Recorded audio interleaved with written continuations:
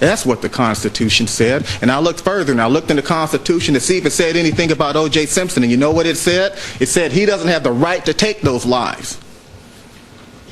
He did not have the right to do what he did. They talk about courage.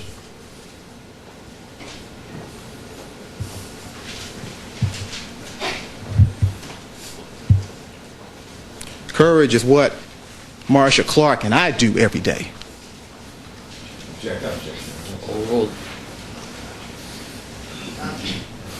It's time to stand up. It is time to stand up.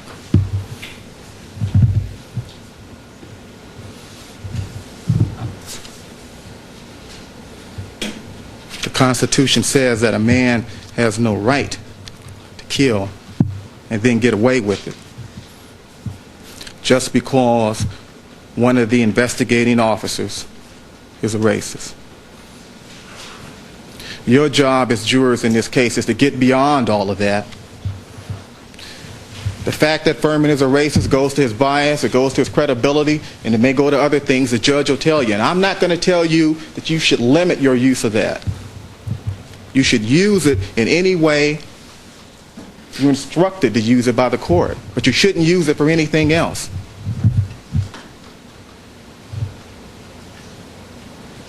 As I said the other day, the issue of Furman, it may not be an issue for another day,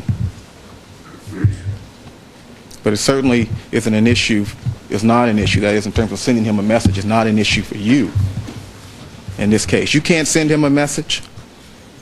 You can't send the LAPD a message. You want to send the LAPD a message? I'm sure they will listen to you after this case is over. I am sure that they will. I listened to the lawyers talk to you, and it's been a long trial. And there has been a lot of evidence in this case, a lot of testimony. And it is easy to get lost in it all. It certainly is for me. I think you watched me. I mean, there were some days when the day just seemed to run on so long. Has it been a year and 3 days now? But it's easy to get lost in the evidence. And it's easy for lawyers to get lost in the evidence. And as Judge Ito told you before, and I think I told you the other day, nothing we say in this argument is evidence. Nothing I say to you today is evidence. Certainly nothing they said to you is evidence in this case. The evidence is what you heard from the witness stand. The evidence is the exhibits. I listened to one of the lawyers testify in this case. I heard lawyers add things, add facts into the record, or attempt to. The facts are what you heard in testimony by people who took an oath and who sat down in that chair. If you find what they said to be true, then you find a fact. Nothing a lawyer says is a fact. They said yesterday that I'm an advocate. Well, I am an advocate, and they are advocates too. You've taken notes throughout this trial. We watched you all take notes. Rely on those notes. Rely on the court reporter's transcript. Rely on your own recollection. Don't be misled. Don't be misled, because I listened to lawyers argue yesterday, and you know what we do when we start to argue and get all caught up? You know, you get that roll going, and pretty soon, hey, you just start saying stuff. You just start saying stuff. And it may not necessarily be true. It may not necessarily be what's in the record. So rely on the record. Rely on the record. If you rely on the record and use your common sense, you'll find your way through the smoke. And I told you there was going to be some smoke. I told you there had been some smoke. Yesterday we heard the smoke. It was fiery rhetoric. But that's what we do. We're lawyers. I was reading last night about how important it is to remain calm. And we heard a lot of quotations over the last couple of days. And I remember the story that I had read once. And a lot of people quote Martin Luther King and the like, and that's all fine. But I'm a student of that. I've studied him and studied him and studied him. And I recall that in 1961 there was an incident involving Dr. King, and it might be helpful for you to recall this, as I'm sure you do. But it was 1961, and he'd written a book, and he was up in Harlem, and there was a book signing, and he was seated there at the table. There were a line of people walking up to him, asking him to sign their books, meeting him, saying hello. And finally, this one woman walked up to him, and she said to him, "Are you Martin Luther King?" And he said, "Well, ma'am, yes, I am." And she said, "Well, I've been looking for you." And she reached into her purse, and she pulled out an envelope opener, and she plunged it into his chest.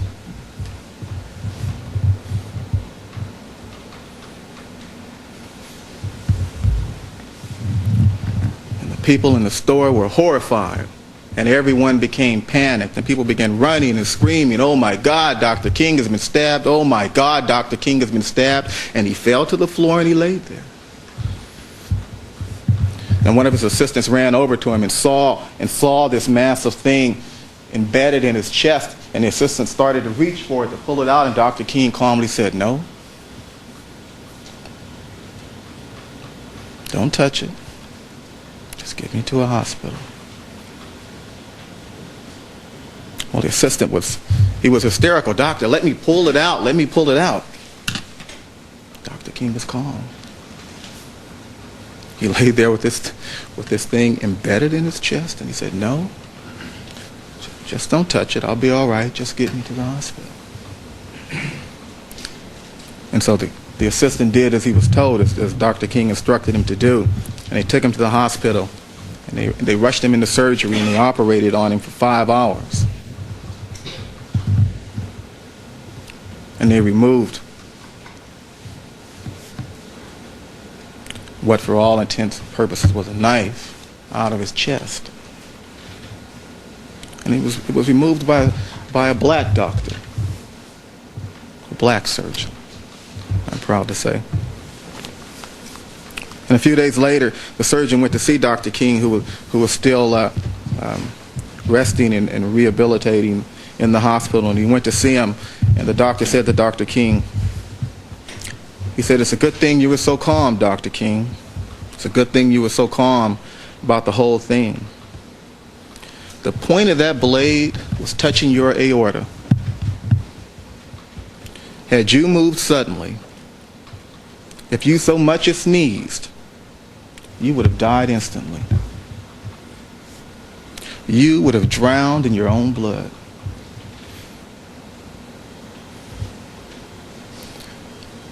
Some folks would like to get you all riled up, and get you so upset that you move suddenly, and so that you drown in the minutia, so that you choke on the smoke. Some people want to make you mad and angry and bitter. King once wrote that we should never succumb to the temptation of bitterness,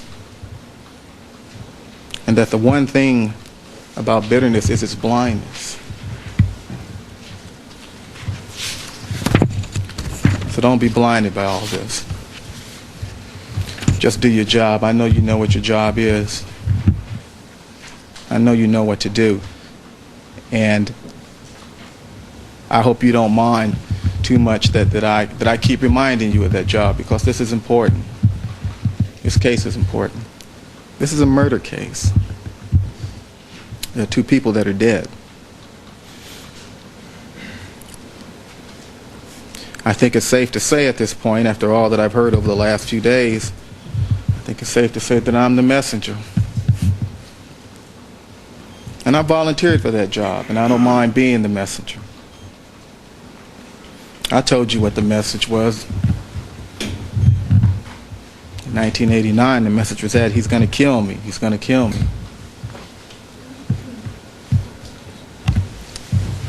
And Edward said, who's going to kill you? O.J. O.J. the football player? Yeah. He's going to kill me. That was a message in 1989. The new message today, there's another message. The message in 89 was that he's going to kill me. The message in 95 is he killed me. That's what this has been all about. That's the message we've been trying to send you the past 8 months. The message is he killed her. And there's another message. You might not be able to hear and see it and read it through all the smoke and through all the shouting and all the rhetoric, but there's another message. And the other message is he killed me too.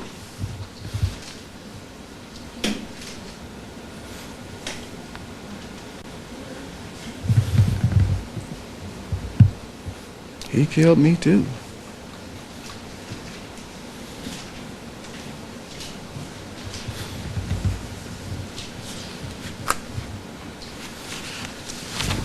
Through all the smoke and over all the rhetoric,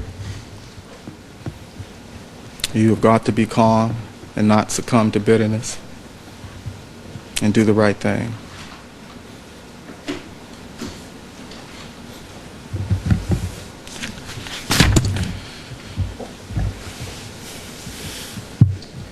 I heard a lot about courage. And you are 14 courageous people. And everybody in this room knows that. No one can ever call you cowards. No one can ever accuse you people of running away. Because you have a tough job, and you know you have a tough job. And you have sat here day after day. Even when you were sick. Even when you were sick. You came here and you listened to us. You listened to Marcia and I, and you listened to the defense. They want you to believe that if you acquit him, that will be the courageous thing to do. I think the courageous thing to do in this case would be to look at all the evidence. I think that takes courage. I think it takes courage not to jump to a snap conclusion. I think it takes courage to recognize within ourselves that what we heard yesterday was an appeal to a certain part of us, and it was an appeal to some of us perhaps, and not all of us. But it was an appeal to a certain part of us that only some of us know about.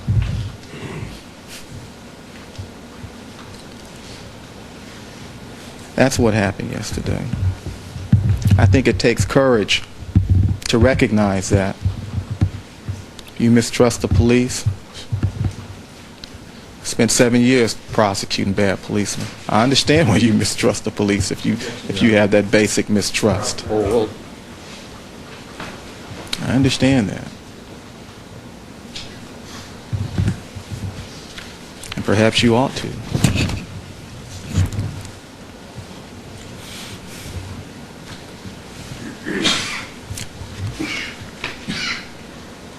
But I think that what we have to do is we have to take every case on a case-by-case basis. And every cop on a cop-by-cop basis. Yesterday they took Furman, this racist, and then they put Van Adder with him. And pretty soon they were interchanging Van Adder and Furman. Van Adder's been a detective 27, 28 years. You hear anybody come in here and say he ever used that word?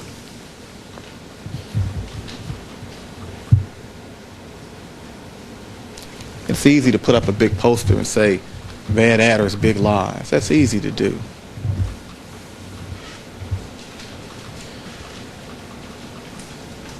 They say that he made an off-the-cuff remark 8 months ago. That's what some people said. You heard what he said. Do you remember everything you say? Do you know everything that you've said? Does every lawyer in this case know everything that they've said? I heard one of the lawyers say that there was a Caucasian hair on the Rockingham glove, and that hair was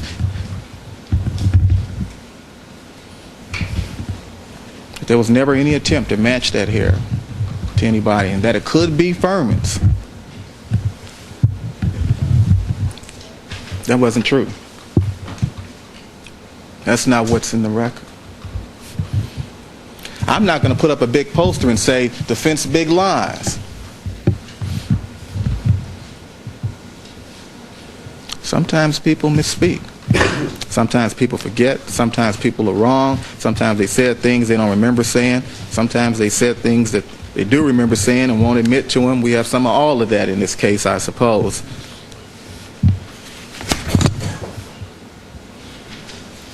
Well, let's talk about some of the things we heard over the last couple of days. Let's talk about some of the evidence. As I listened to him, I got the sense almost that they had sort of designed a special thing for each and every one of you. And this is high-tech stuff, talking to juries these days. This is 1995. You know, there are people that know what to say to individual jurors or particular jurors.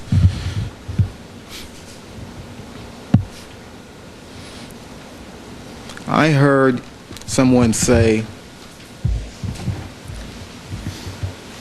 pose a question: what more could an innocent man do? You remember that question?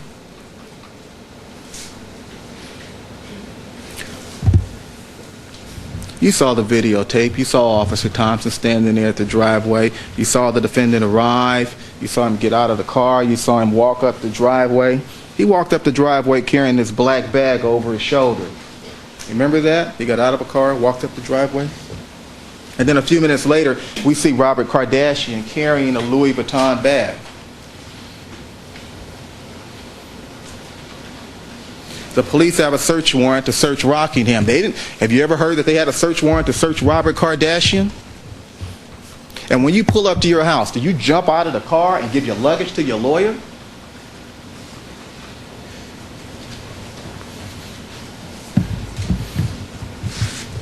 That was June 13, 1994. And what is the testimony? What have we heard in this case? On March 28, 1995, retired Judge Delbert Wong, very fine judge, acting as a special master, an extension of Judge Ito, acting at Judge Ito's direction, he went to the defendant's house where a Louis Vuitton bag was pointed out to him.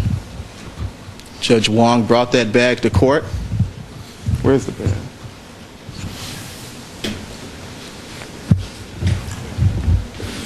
Judge Wong told us that it was on March 28th that he retrieved that bag. When you look back at the video, you'll see that that bag is bulging. What's in that bag?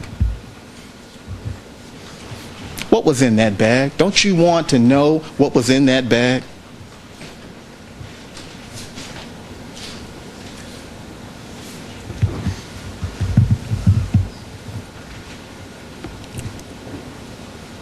And I bet that at least once, since I've been up here talking, I bet there's been somebody back there shaking their head side to side. Has that happened? This is the evidence. They talked about evidence yesterday. They talked about showing you the evidence. This is the evidence. This bag is empty. There's nothing in this bag. There's nothing in this bag. Why bring this empty bag here to court to you? That's not what you're interested in. That's not what you want to know. When I finished here the other day, I left some questions for them. Who was that man that walked into the house that night? That's what you want to know. Who was the man Alan Parks saw walk into the house? And let me tell you something. Search your notes. Search your memory. They never brought it up. They never mentioned it. They never mentioned that man. Never. That's what you want to know. You don't want to know what's in an empty bag.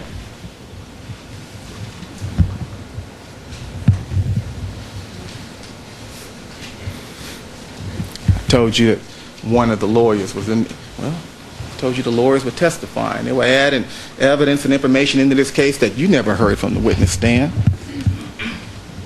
Chipping golf balls. There was golf balls in that little black bag. You know, remember the bag left on the driveway? The one that Cato offered to go get, that the defendant said, no, I'll get it. This is the night when he's supposedly suffering from acute arthritis, an attack of acute arthritis. Remember that? Remember somebody told you that he suffered from acute arthritis to the point that he couldn't deal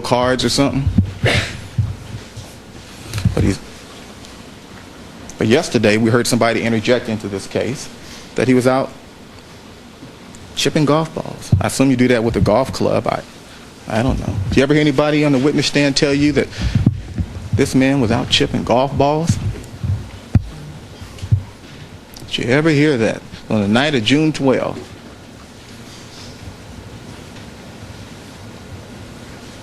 There's no evidence in this case to that effect. And then I believe the suggestion was made that that black bag was put into the golf bag with the golf clubs.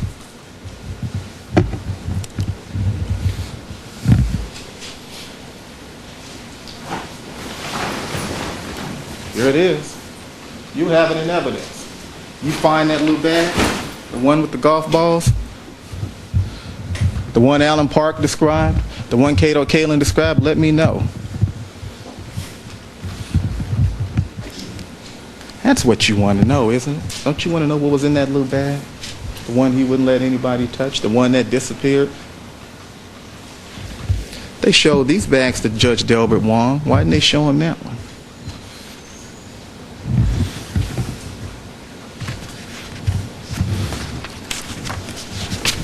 There was the issue of the white Reebok shoes. They were all over Detective Lang about taking those white Reebok shoes home. Why did Detective Lang pick up those white Reebok shoes in the first place?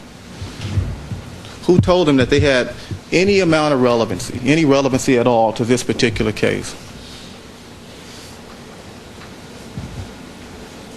Who directed him to those white shoes? Who said that they had on those white shoes the evening before when they were asked by the detective? You know who.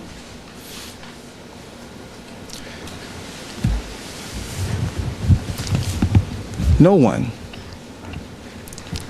testified to having seen this man, this defendant, O.J. Simpson, wearing white Reebok tennis shoes that night. Cato Kalin didn't say it. You see that picture from the recital, the one they want to show you? Do you see any white Reebok tennis shoes on this man's feet in that photograph?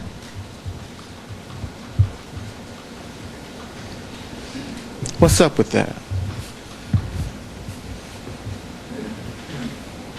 What's up with that? Why is he sending them to get white Reebok shoes? He didn't wear white Reebok shoes that night. There's no evidence of that in this case.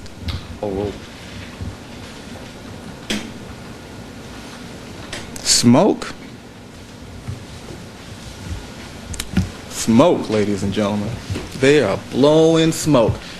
And let me tell you, they made a big deal out of those white Reebok tennis shoes. They were all over Detective Lang about taking those shoes home, remember? Remember that? They were all over him. They were trying to make him look like a fool for taking those white Reebok shoes home. Did you hear in this trial at any time that there was any forensic evidence, that there was any forensic value to those shoes? Do you anything about hair and blood and fiber, anything having to do with those white Reebok tennis shoes?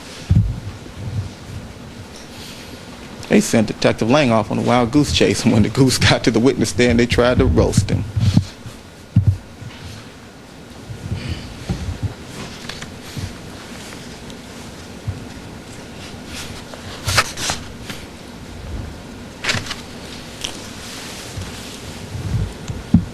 They want you to throw your common sense out the window. Just chuck it out the window. You can't do that. They talk all this stuff about race and everything. We got one racist cop.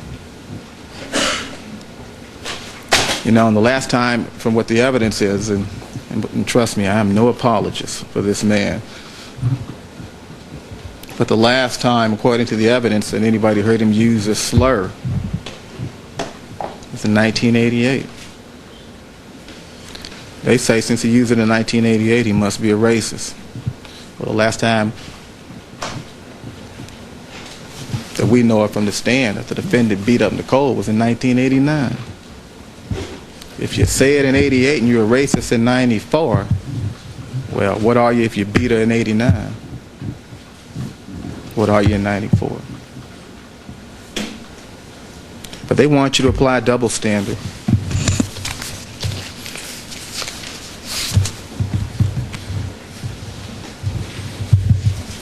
See, and I go back to Martin because, I feel comfortable with Martin Luther King. Actually, I have some Malcolm X, but I'm not going to drop that today. I don't want to get that deep. But Martin Luther King, for Martin Luther King, justice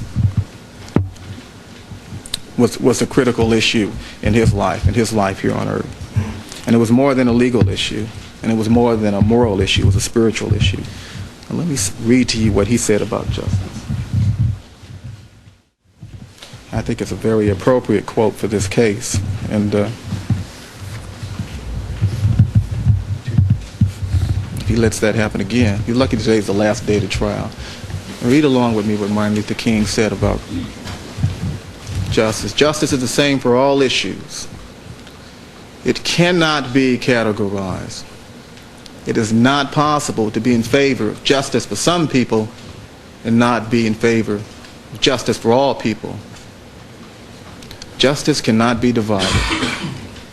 Justice is indivisible. Okay? We can't have a system of law, a system of justice, or concept of justice, or concept of law, or a legal standard or burden of proof. We can't have reasonable doubt over here for everybody else, and then have another reasonable doubt standard for a particular individual. That ain't justice. Okay? That's not justice. That's what he's talking about. That's what he's talking about there. He's talking about a double standard of justice. We can't have that. Let me ask you to ask yourself something. Ask yourselves this when you're in the jury room. As you go through all of that evidence, and I know you're going to critique each and every piece of it. I know you are. I can tell just by looking at you that you are. You're not going to let anything slip by you. You're not going to let anything get by you. You're going to take that evidence. You're going to take it apart. You're going to review it. Ask yourself something as you look at that evidence and assess how important or significant it is to you in this case. As you ask yourself whether it incriminates the defendant or not. As you ask yourself, as they want you to ask yourself, is it planted or not? Ask yourself, hey, if this wasn't O.J. Simpson, would I even be thinking that this might be planted? Would I even be thinking that he wasn't guilty? Am I applying a double standard?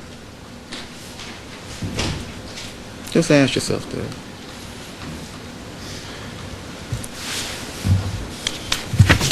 Because if it was anybody else, the same fine lawyers, the same defense,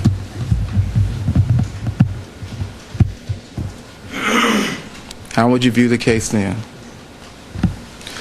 Throughout this case, they have sent you and us on these little wild goose chases, chasing these red herrings, and, some people call them red herrings, some people call them deceptions. Do you have my next exhibit ready? Are you reading along with this thing I just gave you? What do you got?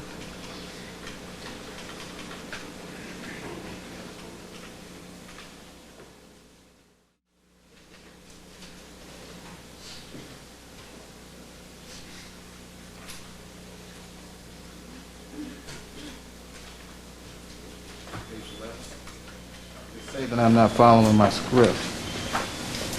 Item 5. You got that picture?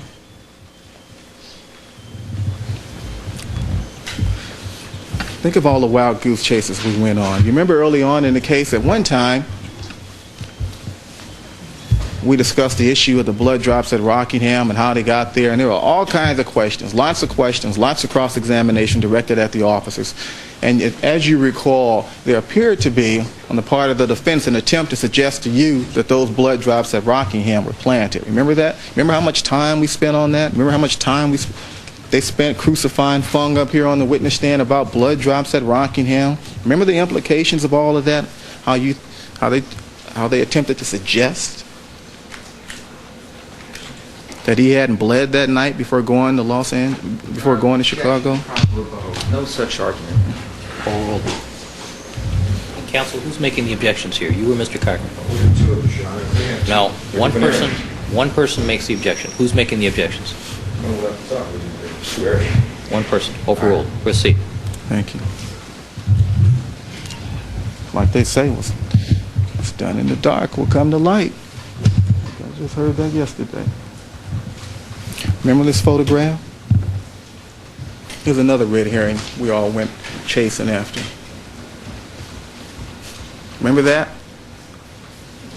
The police had contaminated the scene. They had traipsed through that scene, crime scene. You remember that?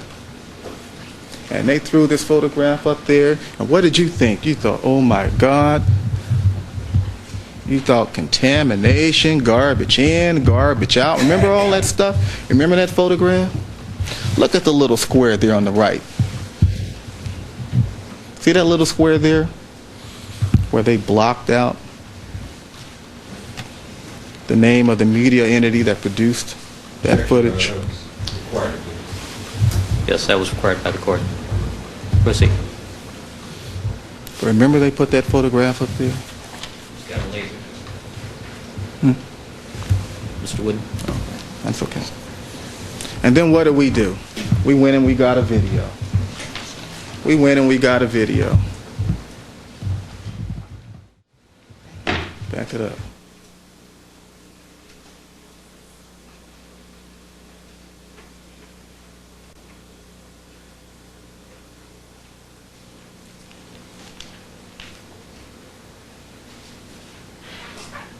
And what did we find out when we went and got that video? We found out that when those officers walked up that walkway, that the tape had already been taken down, that the crime scene had already been disbanded. Remember that?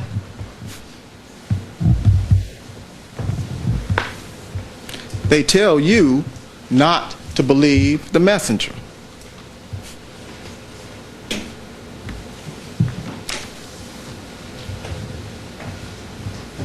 And then Henry Lee comes in here and talks about, possible, maybe, wanna be, might be, I don't know, could be portions of imprints or footprints or whatever, and he's making these calls on photographs taken on June 25. See the cops walking up and down that walkway after the crime scene has been disbanded?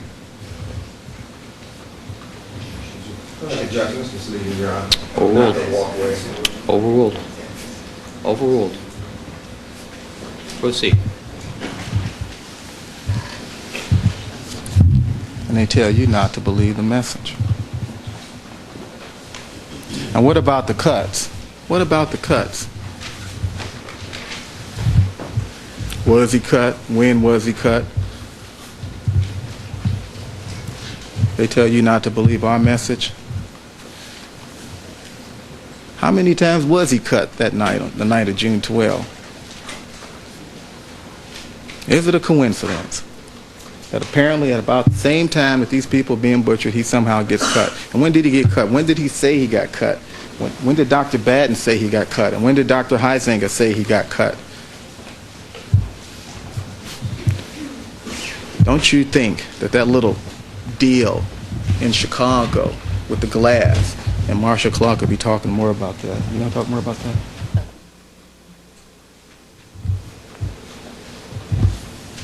Awfully convenient. How many times can one person get cut? In how many different states? In one night, in one morning. They called him. He knew he had to come back. They said, oh, he just came back. Where was he going to go? I'd find him. And they tell you not to trust the messenger. And when they showed you photographs during their argument, they showed you all these photographs of the defendant's body, but they didn't show you that close-up photograph of his left hand. I'm not even going to ask you to put it up there. They didn't show you that. Take a look at that photograph. Look at all those cuts. They're all over his hand. They're all over his left hand. That's the same hand that was left exposed during the commission of those murders because Ron Goldman pulled that glove off his hand. And they talk about, oh, well, does it look like O.J. Simpson was in a struggle for his life? It wasn't O.J. Simpson's life that was at stake. He wasn't the man about to lose his life. It was Ron. It was Ron Goldman who was in a life struggle. Look at the nicks and the cuts on him. We talk about heroes. We talk about heroes. A hero is a man that would rush into a life-threatening situation to save a woman without ever thinking about himself first.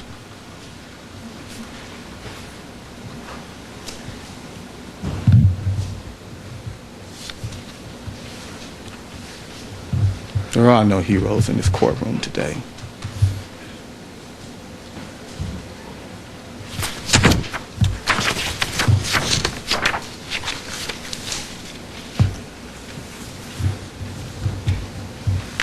They called Ron Shipp a liar. They really went after him, the whole family.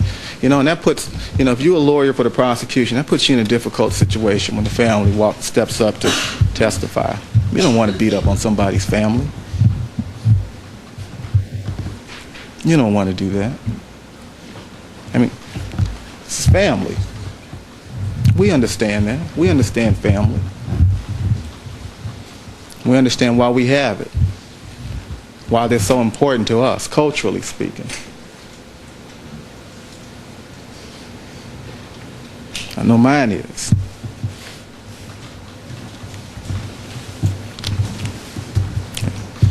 Should my big brother do anything for me? Like yours would. But you have to assess the credibility of those folks, just like all the other folks that testified in this case. But they went after Ron Shipp, and they had to go after Ron Shipp. They talk about Ron Shipp, his eyes being red and all of this stuff, When you think on the issue of whether Ron Shipp was drunk or something that night, I hope that you go back and you read Arnell Simpson's testimony. And I'll just leave it at that. And I hope that you'll reflect on her testimony about Ron Shipp. But Ron Shipp, well, they tore into him early on in the trial, right? And that was the first real indication of just what this whole thing was going to be about. And they tore into Ron Shipp. And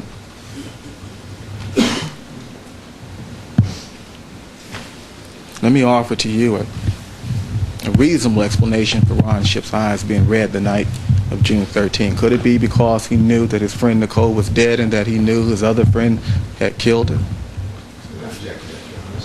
Overruled. They talk about this man's demeanor after the murders. What did Ron Shipp say about his demeanor?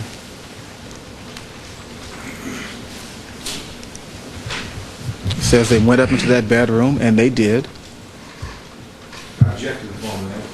Overruled.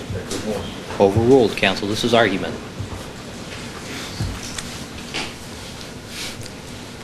And what did the defendant say? To be honest, I had been having dreams of killing her. And chuckled.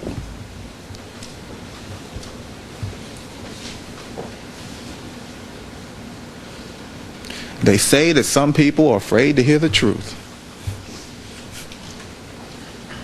I'm just a messenger.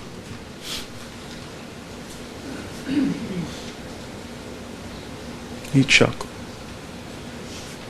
Ron Shipp had been a friend to this man for many, many years. To the defendant. He was his personal policeman. He did all kinds of things for him. All kinds of things for him. You saw Ron Shipp in those photographs with the defendant at his 40th birthday party. He'd come over and use the jacuzzi and the pool. Looked like Cato had to ask permission to use the jacuzzi. Ron apparently just came over and used it. Ron Shipp told you that he would not have the blood and Nicole on his hands.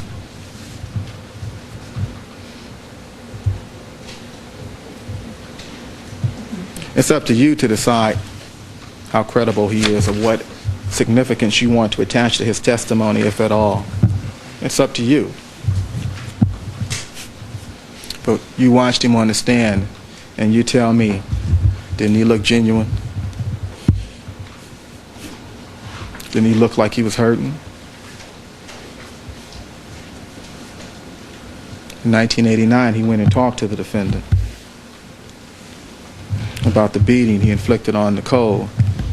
And I heard lawyers yesterday talk briefly about domestic violence and just slough it off to the side like it didn't mean anything. That's because they can't touch it and they can't deal with it. And they said that I could call Lenore Walker. I can't call Lenore Walker. There's a code section in the evidence code that says I can't call Lenore Walker.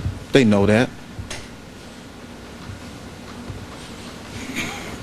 But oh, if they had. Ron Shipp was feeling guilty.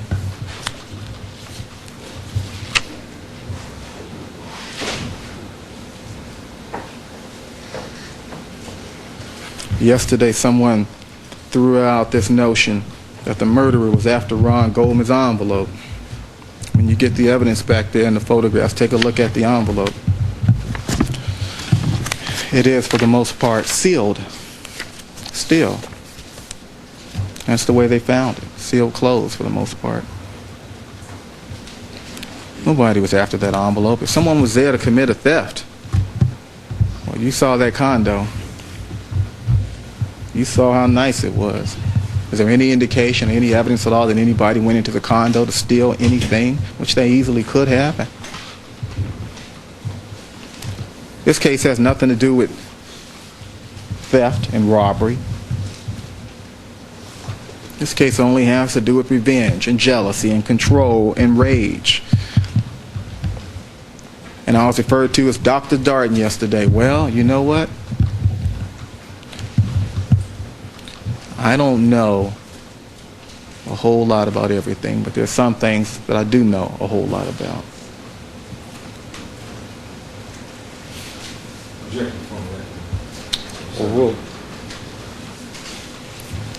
You don't need a PhD to see what's going on here. Your life experience, I think, will help you understand what's going on here. Just what you know, just what you read in the papers, just what you learned in school, and just what you heard from your friends and your girlfriends.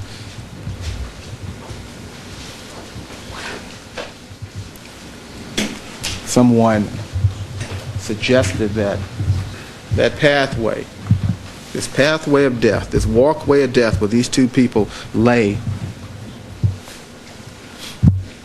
wasn't pitch black that night, that it would have been easy to see two bodies laying there. That ain't true. That's not the evidence in this case. Mr. Karff testified, and he lived next door. He testified that the lighting wasn't great at that location. And Stephen Schwab testified that that side of the street is dark. And you can find that testimony at page 13,813 and 13,866. Just reflect on the type of street lights they got out there, those orange things. Don't you hate those? Everything's dark with those. I don't know why they have those things.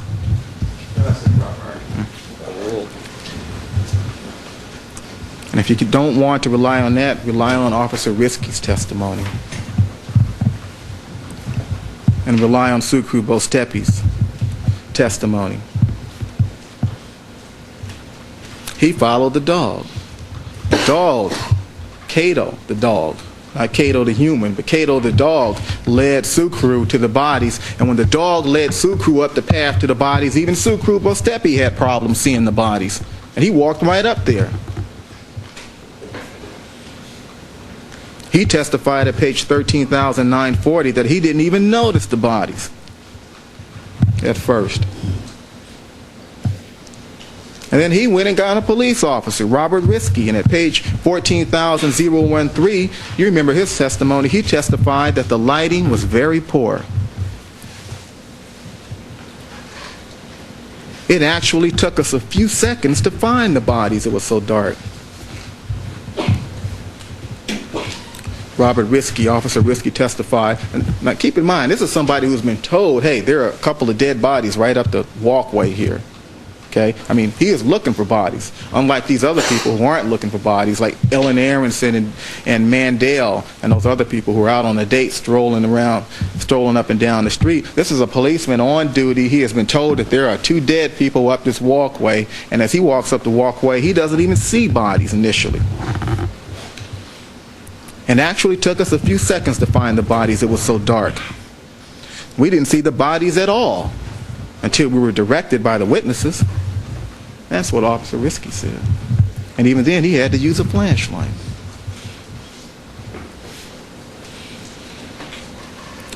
And they say to you, don't believe the messenger. You are the ultimate trier of fact in this case. It is up to you to decide what is true and what isn't true, what is fact, what is not fact, what is material and what is irrelevant, what is helpful to you in resolving this case and what isn't. It is all up to you. And we don't have a problem with that. I don't mind you having this case. especially since we kept you in custody 8 months now. I guess we kind of owe it to you. But when you resolve this case, I just hope that you resolve it based on the evidence and not on the rhetoric of myself or others.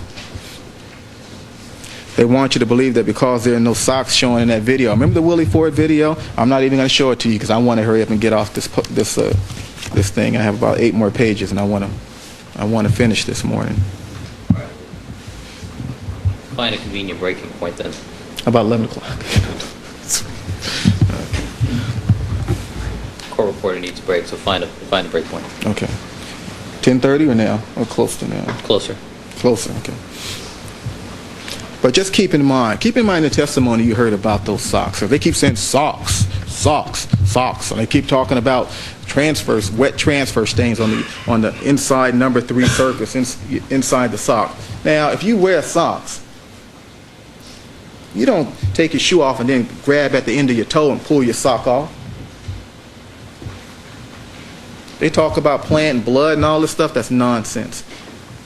When you pull off a sock, you stick your thumb or your finger into the sock, don't you? Into the sock, and you pull your sock down from the inside. You pull your sock down to your foot. Stains 1 and 2, he got that out there killing people. Stain 3, perhaps he got... So reasonable inference from the evidence. Stain number 3, he could have got blood off his hand, blood from his fingernail. Who knows? He could have taken the sock off and laid it down, and then the sock touched the...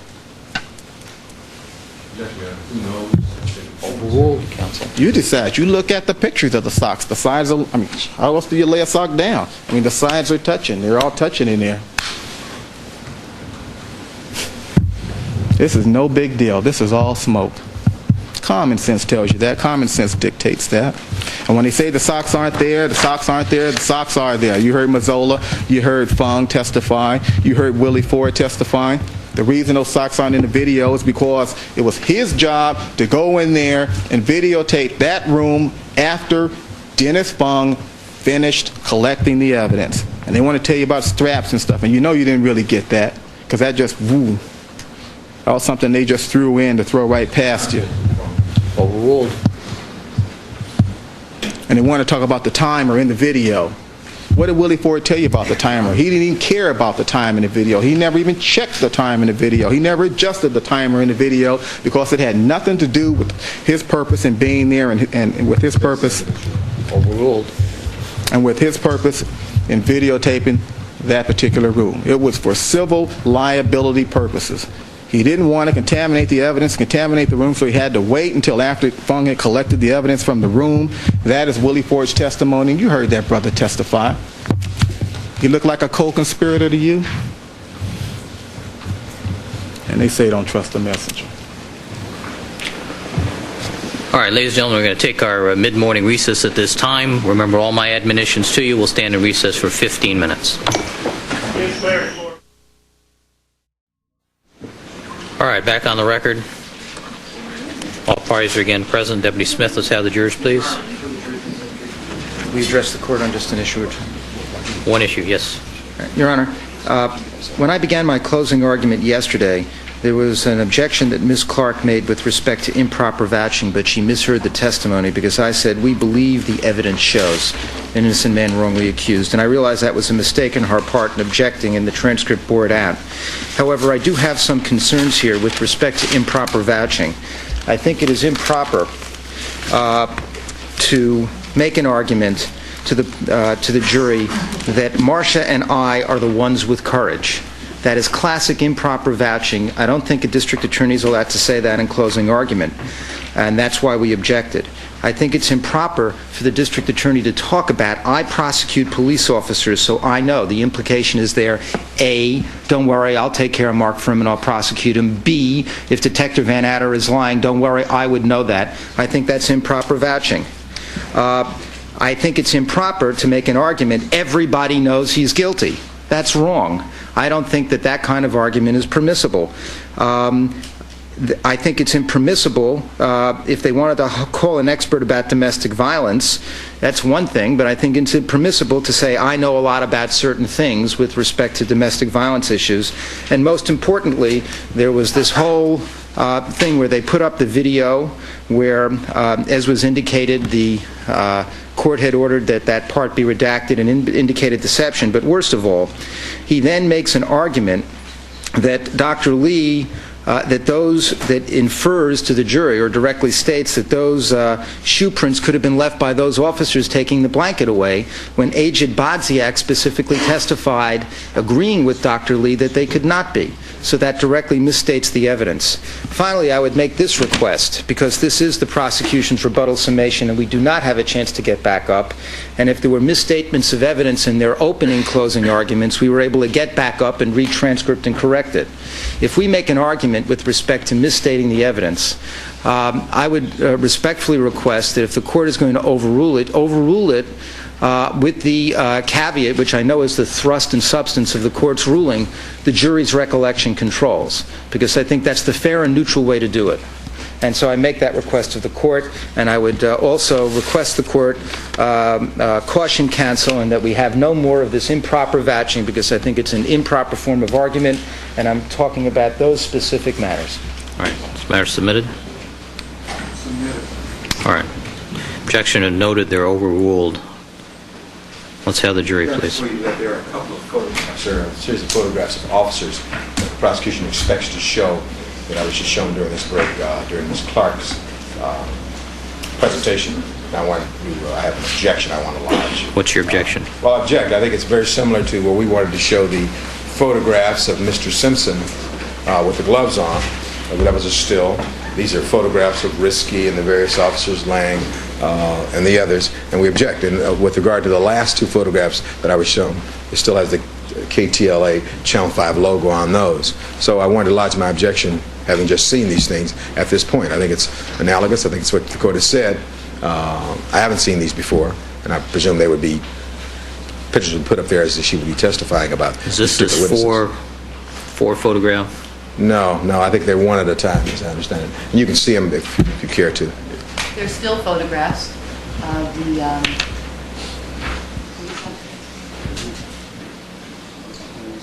Mostly the police officers. I think Mazzola is in there also.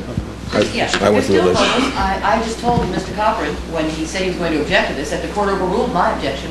I had objected to the stills that they were going to use. They elected not to use them ultimately, but the court overruled it, saying the stills were proper. So I made this exhibit on that ruling. Well, again, and of course you see the last two with the KTLA seal, and well, the KTLA seal is irrelevant, Counsel. I thought it was irrelevant, but you had us clear it up before. I thought that you had us cover that up.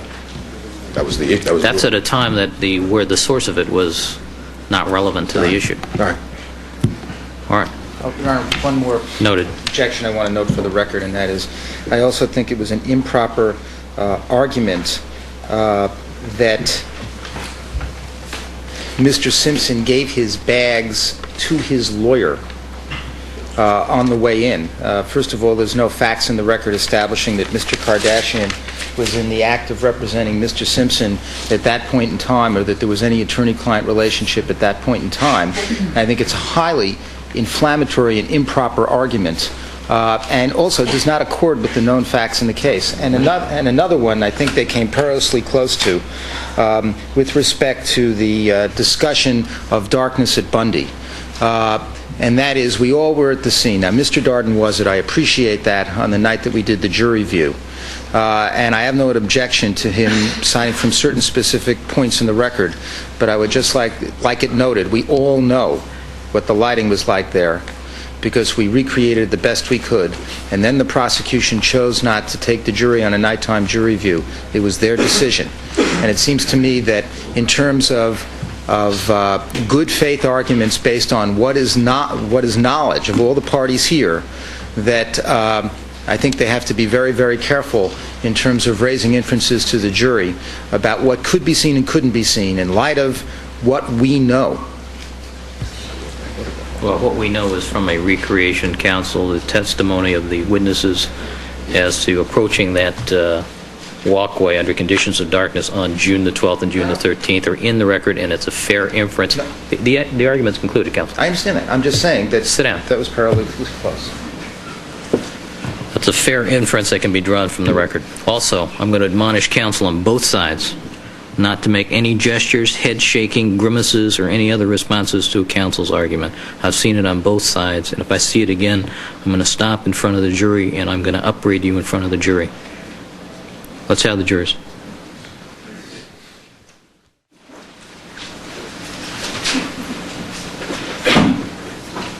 Just want to make sure we're safe. Mr. Darden, you may continue. Thank you, Your Honor. Good morning again. I'm just about done. Just about done. Because I'm very anxious to get this case to you so that you can resolve it, so that we can have some closure as it relates to this case. One of the things that was mentioned the other day was something about Robert Heitstra, and you remember Mr. Heitstra. He was the witness who had the laminated letter from F. Lee Bailey saying that he was going to be an important witness for the defense. And much ado was made about Mr. Heitstra and why we didn't call him, we the prosecution didn't call him, and I think it was suggested that we didn't call him because he didn't fit our timeline. Well, they don't know what we're thinking. They can't read our minds. They called Robert Heitstra in the defense case. They don't know whether or not we were going to call him in the rebuttal case. They don't know that. Robert Heitstra is a very important witness. They called him. Fine. As long as you heard the testimony, that's all that mattered. He testified that he left his house around 10:15, right? Isn't that what he testified to? He said he saw the clock in his apartment, as I recall. He left with his dogs. He left on a walk. He walked around the block, halfway around the block. And as he approached Bundy, he heard these dogs barking. And he told you that it was around 10:30. And I asked him some questions. I asked him, did you look at your watch when you first heard those dogs barking? No. All he could do was give you an approximation as to what time he heard those dogs barking. And in his best estimate, his best guess was about 10:30. And so he says he heard Cato, the dog, bark around 10:30, and that he changed directions and walked down that alleyway. He walked down the alley on the opposite side of Bundy. That is the side opposite from Nicole's condo. He walked down the alley, and as he walked down the alley, he heard someone yell, "Hey, hey, hey." And he stopped, and he paused. And he told you that hey, hey, hey voice sounded to him to be the voice of a young man. And he also told you that he heard the voice of another man, an older man perhaps, with a heavier voice. Remember that?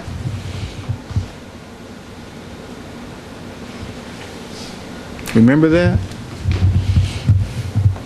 And he continued to walk down that alleyway, and when he got down to Dorothy, he looked west toward Bundy, and what did he see? What did he tell you he saw? He saw a vehicle coming east from the direction of the alleyway that ran up behind Nicole Brown's condo. It was his vehicle. It was the defendant.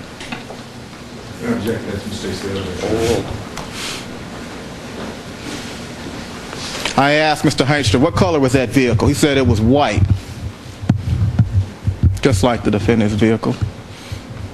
I asked him if the vehicle had tinted windows. He said it did. You look at the pictures of the defendant's Bronco, tinted windows. Yesterday, someone stood up here and said to you, Heitstra never said anything about Bronco. He said a Jeep or a van.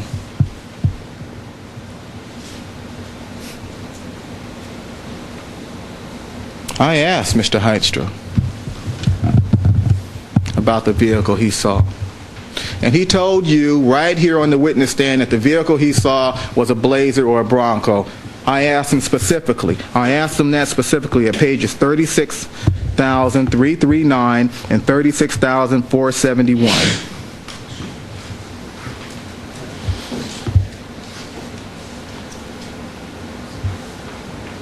And at 36339, he told you, he testified. He was a defense witness. He testified that the vehicle he saw could have been a Bronco. He didn't look at his watch. He didn't look to see what time it was when he first saw that Bronco. And what did that Bronco do? Overruled. Counsel, ladies and gentlemen, you've heard all the evidence. As I indicated to you when we started these arguments, counsel may argue to the evidence and draw reasonable inferences from that evidence. However, you are the exclusive judges as to what facts exist from the evidence in this case. Proceed, counsel. Thank you, Your Honor. And that's true. But this is their witness. This is Robert Heitstra. That's what he testified to here in the transcript. It could have been a Bronco. It could have been a Bronco. That's what he said. Chevy Blazer or a Bronco. Remember that? And I asked him a question. Okay, well, you're saying Chevy Blazer or Bronco. I asked him a question at page 36-471. I asked him, Mr. Heitstra, a Chevy Blazer and a Ford Bronco looks very much alike to you, doesn't it? And his answer was, yeah, they look alike.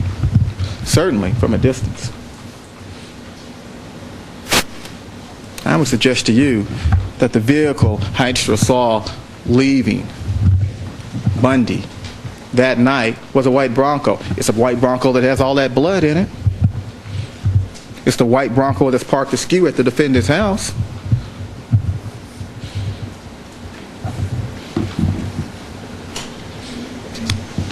This is their witness. And I said it the other day, and I'll say it again today, I don't care what the time is. It doesn't matter. It doesn't matter at all. He didn't look at his watch the time that he saw that Bronco or that Blazer. And I asked him about that, and I asked him if he looked at his watch, and he told us he didn't look at his watch. And then I asked him how long it would take to get from Bundy to the defendant's house, because as you recall, Mr. Heitstra watched cars, detailed cars, for the Salingers, the people that lived directly next door to the defendant's property. And I asked him at page 36-413, counsel, at line 3, I asked him, Mr. Heitstra, would they have enough time to drive to 360 North Rockingham and arrive by 10:52?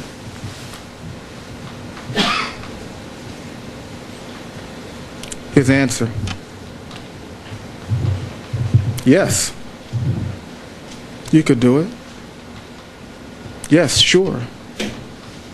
And I went on to ask him, you could arrive there by 10:45, correct?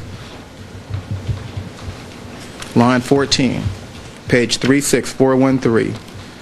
And at line 15 on that same page, his answer was right. Yes. They want you to believe that Cato Kalin heard the thumps at 10:45, and Ms. Clark will explain to you how it is that we extrapolate some of the facts, some of the hard facts in this case, facts that can't be disputed when you consider all the testimony and facts that help establish what time Cato Kalin actually heard those thumps. But it doesn't matter. If Kalin says 10:45 and that's his best estimate, Mr. Heitstra says, hey, there's enough time to drive that Bronco from this death scene, this scene of murder, to the defendant's house. And finally, we get to gloves. Finally, we come around full circle once again to the issue of gloves. And I watched one of the defense lawyers stand up here and pull a watch cap over their head and ask you what they looked like, if it changed their appearance.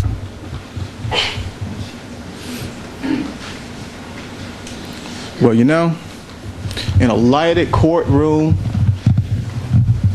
at the intersection of Temple and Bundy, it probably doesn't change his appearance at all. Especially after somebody's been standing up in front of you for 2-3 hours.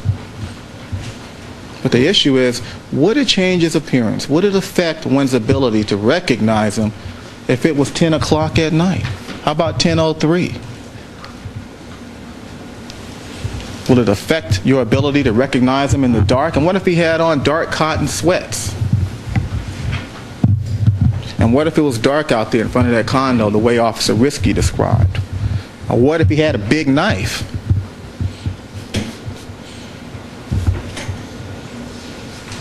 These little demonstrations that we saw. And then we saw one of the lawyers struggle with a pair of gloves.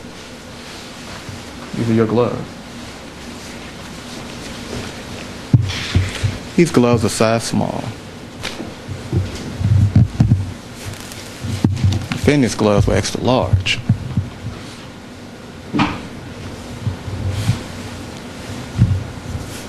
We heard so much about the scriptures.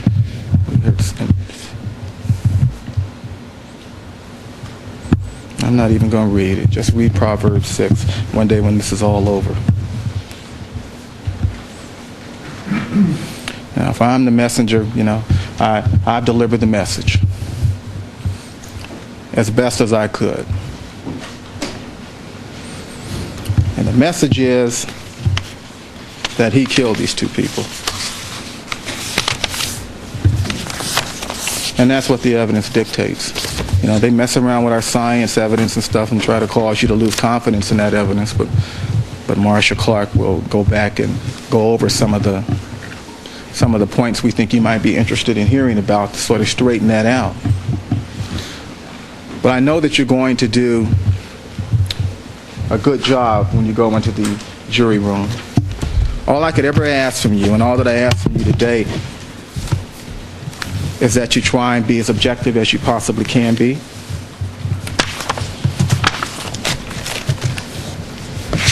That you not allow any passion or emotion or any bias, any of that human feeling, those human feelings we all have, to interfere with the decision you have to make. When I stood before you back in January, I said there were many victims in this case. And there are many interests involved in this case. It's an important case to O.J. Simpson, and it's an important case to the victims and their families. We just want you to be fair. I just want you to do the right thing. That means the right thing under the law. We believe we've proven this case beyond a reasonable doubt. And it's unfortunate. It's unfortunate what jealousy does to you. It's unfortunate that obsession. It's unfortunate that obsession can do these things to you. It is unfortunate that two innocent people are dead because they got in this man's way. That's the message we wanted to deliver. And I'm the messenger. And I'm proud to have delivered it. I thank you for your verdict in advance in the event I don't get a chance to talk to you then. All of us owe you a debt of gratitude. God bless you. Ms. Clark. Thank you, Your Honor.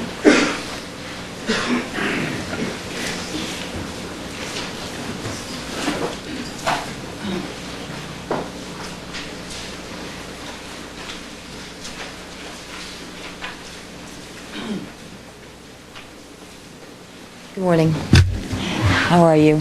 I'm not allowed to ask you that, I just realized. Excuse me. I know you're tired of hearing us talk. I'm going to get right into the evidence because I want to go through what they said. I want to show you how the evidence corrects that. And I want to talk to you about logic. I want to talk to you about what makes sense, okay? Because you've been hearing a lot of stuff that really makes no sense. You've been hearing lawyers spin stories and spin yarns for you with no evidence to it. Not only does it have no evidence, but it has no logic. And in that, specifically, I'm talking about this story about Mark Furman swiping a bloody glove inside the Bronco. Well, that's a story. That's an interesting story, but it has no substance. Not only does it have no proof to it, but it also has no logic to it, and I'll show you why. And that's what I want to talk to you about now, logic, what makes sense. In this case, we have seen what the defense has done, and it's been a very contorted, very inconsistent thing. I'm going to point out the inconsistencies to you. But basically, they have jumped from we are stupid bumblers or we are brilliant conspirators. And he includes us in this. And I find that particularly painful, ladies and gentlemen, particularly painful. Because I've been doing this a lot of years. I didn't start here. I started on that side of counsel table. I was a defense attorney. I know what the ethical obligations are of a prosecutor. I took a cut in pay to join this office because I believe in this job. I believe in doing it fairly and doing it right. And I like the luxury of being a prosecutor because I have the luxury on any case of going to the judge and saying, guess what, Your Honor, dismiss it. It's not here. Ladies and gentlemen, I can come to you and I can say, don't convict. It's not here. I have that right. I have that luxury. This job gives me that luxury. It doesn't give me a lot of money, but it gives me that luxury. I can get up in the morning and look at myself in the mirror and say, I tell you the truth. I will never ask for a conviction unless I should, unless the law says I must, unless he is proven guilty beyond a reasonable doubt on credible evidence that you can trust, that you can rely on. I can never do it otherwise. That's my obligation. Overruled. And that's why I'm standing here before you today. Because we have proven it to you, ladies and gentlemen. If I thought for 1 minute there was a conspiracy... This is proper action. Be seated. Ladies and gentlemen, would you have a seat at your place?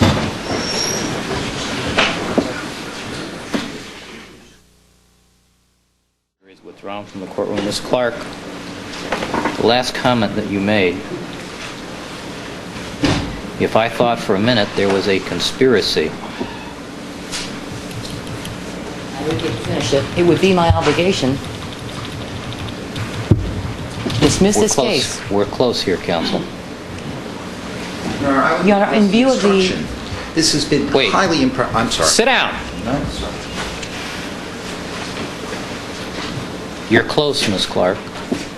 I realize it's not a complete thought. But what you can argue is what the evidence shows. You can argue ethical obligations that prosecutors have. I'm just cautioning you that you're close here. You're Okay. close to the line. Okay. You're not over it yet. Thank you, Your Honor. I was... Mr. Scheck. Excuse me, may I just ask for one point of clarification? The thought as I completed it is acceptable, is it not? It is. All right. But the eyes, every time the eyes get in there, Yes. The only... Let me just mention this. I have never had a defense attorney make an argument like Mr. Cochran made. Nor have I ever seen a defense attorney get up and ask for jury nullification in this way. But when they do... it was very artfully phrased. I'll reserve comment. But what I'm saying, Your Honor, is that when a defense attorney does take the gloves off that way, hit below the belt the way Mr. Cochran does, the law permits us to argue our ethical obligations. The Court's aware of that. Under People v. B, under U.S. v. Wade, we have the right then to argue what our obligations are. I get to tell the jury the truth, that I have a luxury they don't have, a luxury I didn't have until I joined this office. They have to represent guilty people and stand up before the jury and say it hasn't been proven, no matter how well it has been proven. I'm sorry, don't have counsel, to do you're that. objecting to her argument to the court? Yes, I object. Be quiet, please. I object to that. I think I have a right to do that. Anyway, these are not remarks that I make to the jury, but when counsel takes off the gloves, makes personal attacks the way he has, saying basically that we're criminals, then we have the right, under the law, to correct that misimpression and to tell the jury we have ethical obligations that prevent us from pursuing a prosecution unless we believe 100%. There's the problem. Okay. Unless you believe the evidence shows it. Right. You have to be clear. You cannot infer that you have personal knowledge beyond the state of the evidence. Right. Agreed. No question. I wouldn't do that. Mr. Scheck. Your Honor, they already have. They've gone over the line. Now, as the court noted, the argument yesterday, and it's one that these prosecutors have to live with, is that they put Mark Furman on the witness stand. He testified in a way about, Mr. Cochran accurately cited the record. He read from it, talking about how he went through all this terrible personal anguish and all these outside issues were raised, and he was presented as a totally credible witness. Now these prosecutors have to get up in front of the jury and say he's a racist and a liar. They have to do that because that's what happened. The jury is allowed to consider the fact that they were plainly taken by surprise by the perjury of their own witness. They also have a right to consider the fact that other officers probably knew these facts and never came forward. That's fair argument and fair comment on the evidence. What's unfair argument and unfair comment and clear law is for a prosecutor to stand up and say that I prosecute police officers. Marcia and I are the ones with courage. And then to go on now and say that she used to be a defense lawyer and now she's a prosecutor and she has the luxury of dismissing cases if the evidence is not there and coming forward if she thought something was exculpatory, etc., and then vouching personally for the reliability of the evidence is a highly, highly improper form of argument in this state, every state. They've gone way over the line, and it's really got to stop. It's really got to stop. And I don't like to sit here and constantly say objection, objection, objection, objection to improper forms of argument, and the court is being patient and controlled in terms of overruling it, but this is way, way over the line. I mean, I've been teaching law for 18 years, and I've never heard this kind of stuff. And I dare say that people, it's amazing. It's amazing. They cannot say it. And what's particularly galling is that they're saying it when they are the ones that have to live with the fact that one of their principal witnesses perjured himself after they put him on. It hurts. But Mr. Cochran's comments with respect to that are fair on the evidence. And trying to vouch in this fashion is improper rebuttal, an improper form of argument, period. What I heard also was you can't trust the messengers and you can't trust the message. Well, those were... And wait. And Mr. Darden clearly cast himself as a messenger in his argument. That was a clear shot at the integrity of counsel on this side, and they're entitled to respond. Wait a second. I think that's incorrect, and please hear me on it. Mr. Cochran's arguments yesterday, Mr. Darden got up and said, I'm just the messenger sending you evidence. Mr. Cochran got up and said, the messengers in this case are the witnesses. The messengers are Mark Furman, oh, he did, and Van Adder. He talked about these messengers being deceivers. And that is the argument. Now, I mean, I don't see how the court can allow this kind of vouching if you are inferring that there's some kind of, metaphor crossover here. Mr. Cochran has a perfect right, it is a total fair comment on the evidence, to talk about these prosecution witnesses as messengers. If Mr. Darden chooses to cast himself as a messenger too, well, that's fine. But I didn't interpret that as a comment on Mr. Darden. It was a turn of phrase, and he specifically talked about these witnesses. And to the extent that Mr. Cochran is pointing out that Mark Furman was put up there first as a credible witness, and now they have to admit that he's a liar as they did, and they're distancing themselves, that's fair comment. What's unfair comment is for them to get up here and in this fashion vouch for every other witness and every other piece of evidence in a highly improper form. They've gone way over the line. Way over the line. Cite me a case, counsel. California law dealing with comments of counsel. Well, Your Honor, you have discretion here, and we all know the basic principles in terms of the American Bar Association. I have cautioned them, counsel. Rules. I'm sorry? Well, the California State Bar is a bar that is unto itself and has its own rules, counsel. I've read the Gionis case, and I understand that they can say things that you can't say in other jurisdictions about smoke screens and the rest of it. But in this jurisdiction and in every other jurisdiction, there are rules about vouching. And they've gone over that line. Well, here's the problem. Instruction.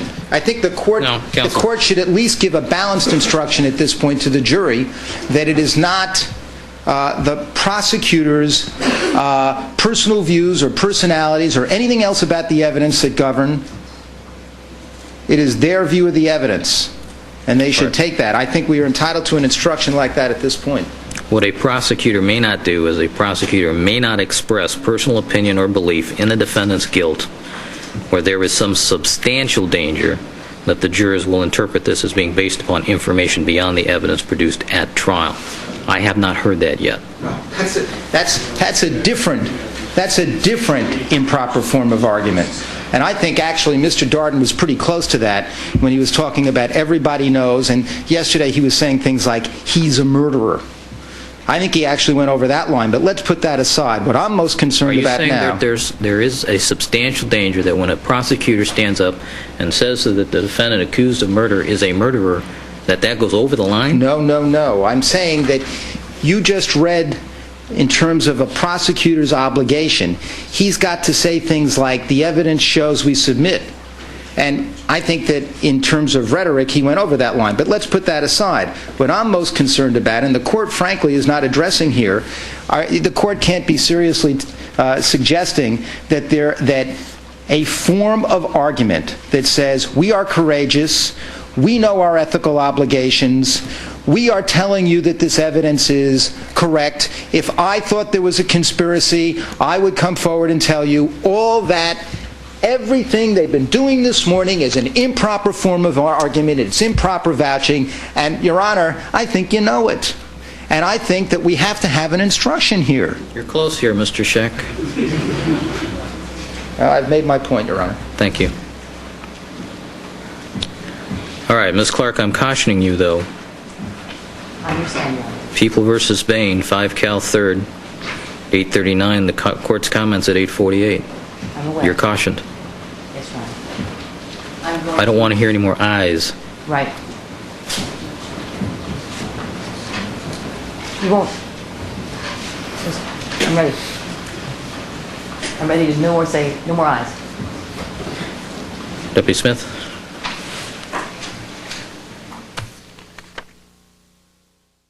Ladies and gentlemen, as I indicated to you earlier, argument is a very important part of the case. It's the opportunity of these lawyers to actually bring everything together in a logical and coherent way. And I indicated to you that the lawyers may argue the evidence that is in the record and draw from that evidence reasonable inferences for you to consider. Those are the guidelines. I needed to discuss a few matters out of your presence with the lawyers. We're ready to proceed. Ms. Clark. Thank you, Ron. Once again. So, as I was saying, if there is evidence of a conspiracy, it would be my obligation to dismiss. Pure and simple. And I can go on to the next case. Overruled. But there isn't. And in this case, we have... Overruled. I'm going to finish what I have to say to you, and I'm going to do it as quickly as I can. Okay. What we have here is logic and evidence and common sense, which when you weave them all together, you can see what the truth is. You can see what's really happening here. I'm going to start with a very simple example, and that is the arguments that were made to you about the notification of to the coroner. You might remember the counsel made a big deal about the fact that the coroner wasn't called till late. And Mr. Cochran has repeatedly referred to the rush to judgment. Now let me address that with you for a second. The rush to judgment. The argument has been made that when they went to Rockingham, what they really wanted to do was make an arrest. Right?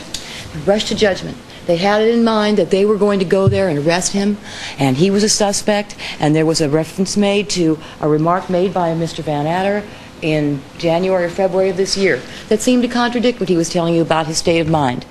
Now, I don't know about you folks, but what I do when I have a doubt, when I wonder about what somebody really means, whether I can believe them, I look what they do. Look what they do. Like we were all taught as kids, actions speak louder than words. Yes, they do. Yes, they do. People can say things, we all know they can, but let's see what they do. Now, what did they do? Okay, let's look back at the evidence that is not contested, the evidence that stands unrefuted. They were out at Bundy. Commander Bushy told the initial detectives, get on out there, go and make notification at Rockingham. You know that would be a problem for somebody who's famous, because if the media finds out, it's all over the place. That's a very painful thing. And Commander Bushy sure doesn't want it to happen on his watch that would happen in this case. So he told them, go out there. That's what he told you. Did they? No. They weren't sure if they were going to keep the case. I'm weaving the testimony for you together without reading from the transcript. You have it, though. I'm not going to bore you. But Detective Phillips did say, we weren't sure if we were going to keep the case if we had the resources. That was a real big problem with this case, because they only had, I think he said 4 or 6 detectives in homicide over in West L.A. So they thought that it might be taken over by Robbery Homicide Division downtown that has many, many more detectives and more resources. Before they act, before they move to make notification, which is an important thing to do in a homicide case, your first contact with next of kin is to go and make the notification, make that contact, establish that rapport.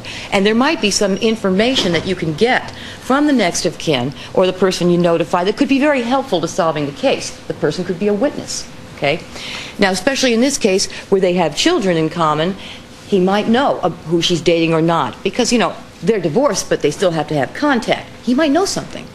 It's an important first contact for them to make. So whoever is the handling detective is the one that's supposed to go. This is the testimony you've already heard. I'm not telling you anything new. So they waited. They waited until they found out if robbery homicide was going to take the case, and sure enough, they did. That's what happened. Van Adder and Lang came out there, and I guess they showed up around 4:30, I think it was. All right. So they were standing out there waiting for quite a long time. Now, when Van Adder and Lang got there, or in between, I think, when it was finally assigned to robbery homicide, Commander Bushy spoke to them again and said, go to Rockingham. You know, how many times do I have to say this? Go and do it. So then finally, they still didn't go and do it. They still didn't run out there, okay? That was, I can't remember, I think he said it was around the time, he couldn't be specific about the time, that's right. But he said he knew that Van Adder was there, that robbery homicide had taken over the case. Now, Van Adder didn't get there, I think, till 4 or so. The record will refresh your memory. I can't remember exactly, and I'm not trying to tell you I am. But it was that time. Even then, they didn't go immediately.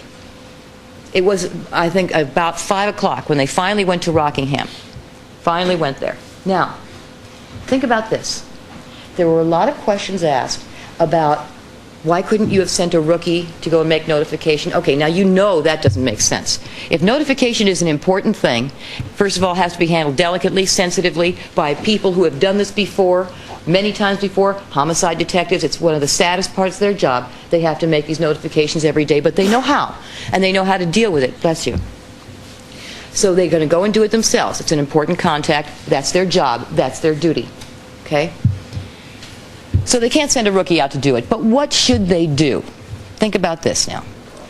If it is their intent to go out to Rockingham, make an arrest, because he's a suspect, there are certain things they should have done. Number one thing is you take backup. You don't go by yourself. You take backup. You take a couple of squad cars, you make notification downtown, hey, we're going to arrest, and this is an important suspect, and, you know, this could be a big media event. You make plans, you make arrangements. They did nothing. Zip. They went out there and they took just the 4 detectives in their 2 cars. They went over to Rockingham. That's all they did. What else should they have done? Ask yourself. If they know that, counsel, overruled. They may argue reasonable inference from the evidence that is in the record. And has counsel have a seat. Your common sense will tell you I'm not misleading you. This makes sense. I'm talking logic. I'm also talking logic based on what the witnesses have told you. You know it when you hear it.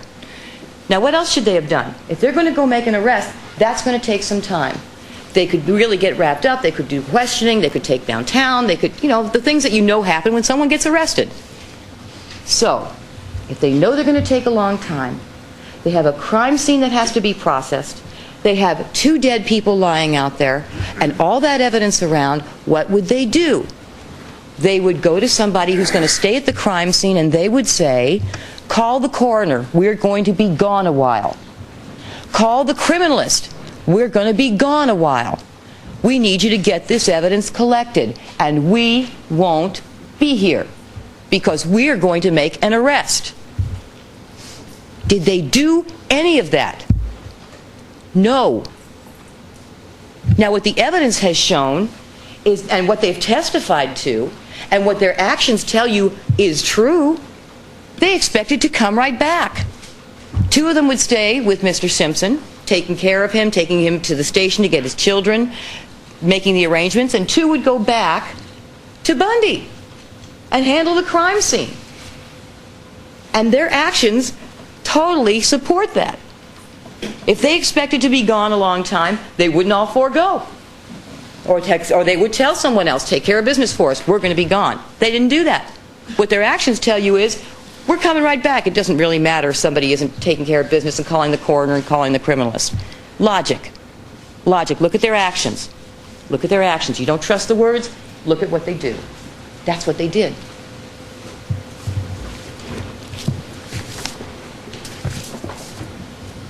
Right now, an argument was made to you about standing the Constitution on its head. And that's because I said, look, why don't they call these witnesses? There are witnesses they should logically call. Now, I'm talking about logic. I'm talking about reason. I'm talking about what do you expect? What would you like to hear? These are questions you're entitled to have answered. These are questions that you should consider. These are fair and reasonable questions, and these are questions that do not stand the Constitution on its head. I told you when I first argued to you in the beginning of all these long arguments that they would be telling you many, many times, the defense, we don't have to prove anything. If you heard it once, you heard it 50 times. They did. That's what they said. And that's right.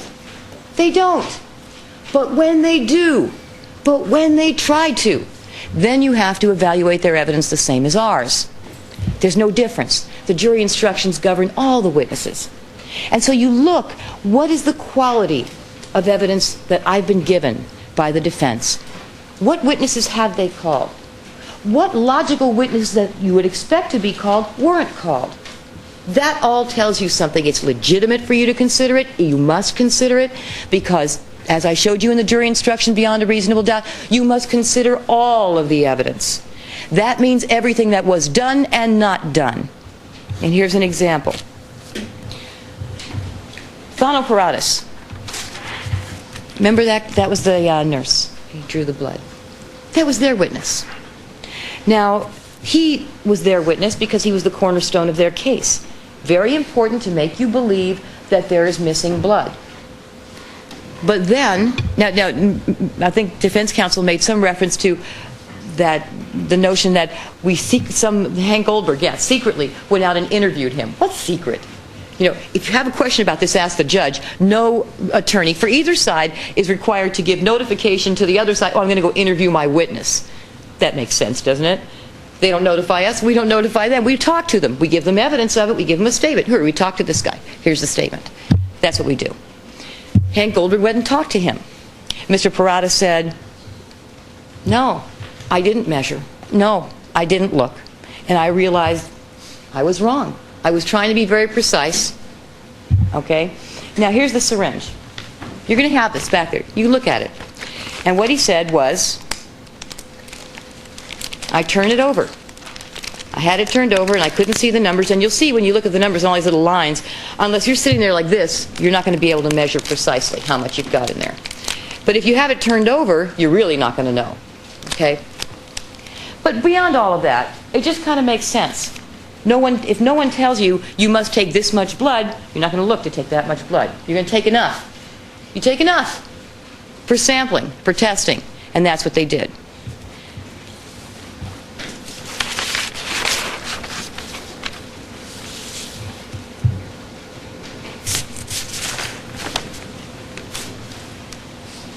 Now, thanoparatus is not truly a real important part of our case because we proved to you in many different ways the integrity of the evidence. I'm going to get into the blood evidence and why it's proven to have integrity in just a little bit. Let me start with hair and fiber, though. Jonathan, do we have those? Thank you. All right, now, there were a number of misstatements made to you yesterday by Mr. Scheck concerning the hair and fiber evidence. I'm going to go into just a couple of them. And one thing that Mr. Scheck said was that Mr. Diedrich and Dr. Lee agreed that hair and fiber association was weak association. Well, here's what Dr. Lee testified to, page 43,168. Question posed to Dr. Lee. Do you agree with the following statement? While it is difficult to make absolute individualizations in these areas, the trace analyst can make identifications with a high degree of certainty and can often establish partial individuality of a specimen with confidence based on experience and analytical results. Answer. I would say 80 to 90% that statement correct. They forgot one thing, depends on samples. Not all the sample you can reach that degree of certainty. Some of the samples, yes, you can. In other words, it's a very good, what he said, can establish partial individuality with confidence. In other words, it's a very strong method of association. Mr. Scheck also told you that the blue-black cotton fibers that were found on Ron Goldman's shirt, on the Rockingham glove, and on the defendant's socks were very common. That's what he argued to you yesterday. That is not what the testimony said. Let me read to you what Doug Diedrich told you about this. Page 35,093. Question. Now, you saw a lot of fibers in this case, correct? Answer. A lot, yes. Question. Was there something unusual about these particular blue-black cotton fibers that drew your attention or made you pay particular attention to them? Answer. Yes. Well, cotton fibers themselves, they are common. There is a lot of cotton fibers out there. What gives cotton fibers significance is that when you add color to them in a specific way, some you see more may be less likely than others. These are actually, it is a real dark blue. It looks black, but in some areas the dye was not absorbed the same, and this may be where the yarns are attached to the fabric. The same thing appeared also on the fibers that were recovered from Ron Goldman's shirt, the bluish area, also present here. It was recovered from the defendant's socks. The bluish area here is starting to show. Some of these areas can better be shown using instrumental techniques with color because the eyeball sees this as a shade of blue, this as a shade of blue, and so forth. And then he goes into all of the methods that he used to examine these blue-black cotton fibers to determine that they did in fact share the same microscopic characteristics. And I was going to read it all to you, but it's just too long. But there's a lot of tests that he used. And it had to do with the color, and it had to do with the dye, and it had to do with the appearance. And if you need to have it read back, please do, but you also have a picture. And if you don't want to read it, you can just see it. 487. Mr. Chairman, would you just show that briefly to council? All right, thank you.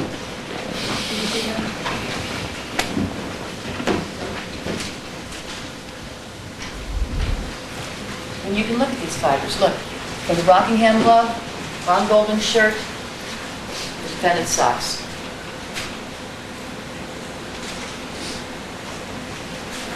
These are things you can see.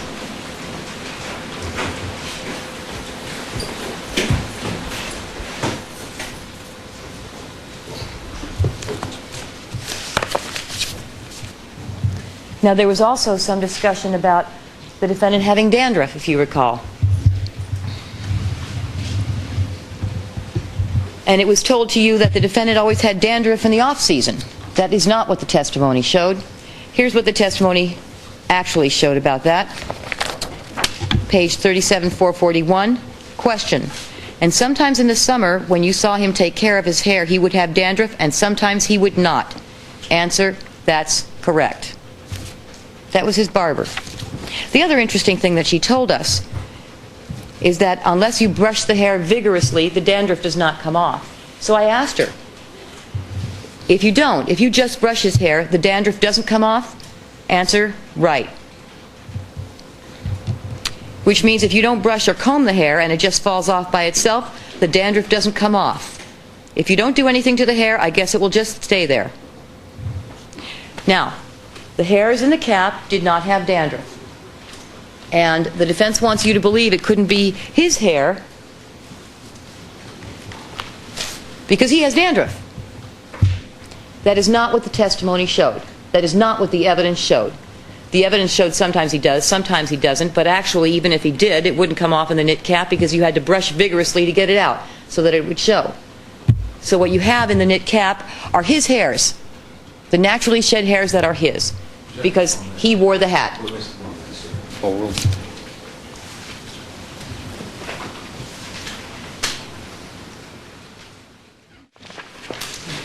You have a few instructions. It tells you about expert testimony, and this can be really helpful to you because I think that I think I'm not alone in getting a little bit intimidated by experts. They know. They have doctor in front of their names, and what do I know?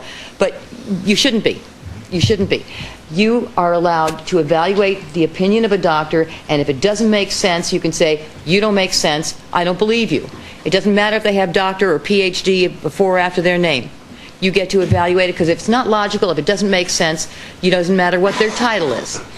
And that's basically what the instruction says. 2.80, you'll have it back there. And it says the following: you are not bound to accept an expert opinion as conclusive, but should give to it the weight to which you find it to be entitled. You may disregard any such opinion if you find it to be unreasonable. Okay? So what that tells you is, don't be intimidated by the title. You know what makes sense. And if you find it to be unreasonable, toss it. Okay? Dr. Bodden told you some things that were that made absolutely no sense. They defy the laws of gravity. What am I talking about? I'm not going to drag all the pictures out here right now. You'll have them back there if you want to verify this. One thing that he said that I just couldn't believe I was hearing is that the jugular vein cut was the one that caused the blood on Ron Goldman's pants. Now, think about this. This is jumping blood. Because there isn't a big, then it should be dripping down the shirt, right? Logic tells you that if he's bleeding from the neck, it's going to drip down his shirt and then get to his pants. You look at his shirt. It's not there. The front of the shirt is not blood-soaked in front over the place where the pants are all blood-soaked.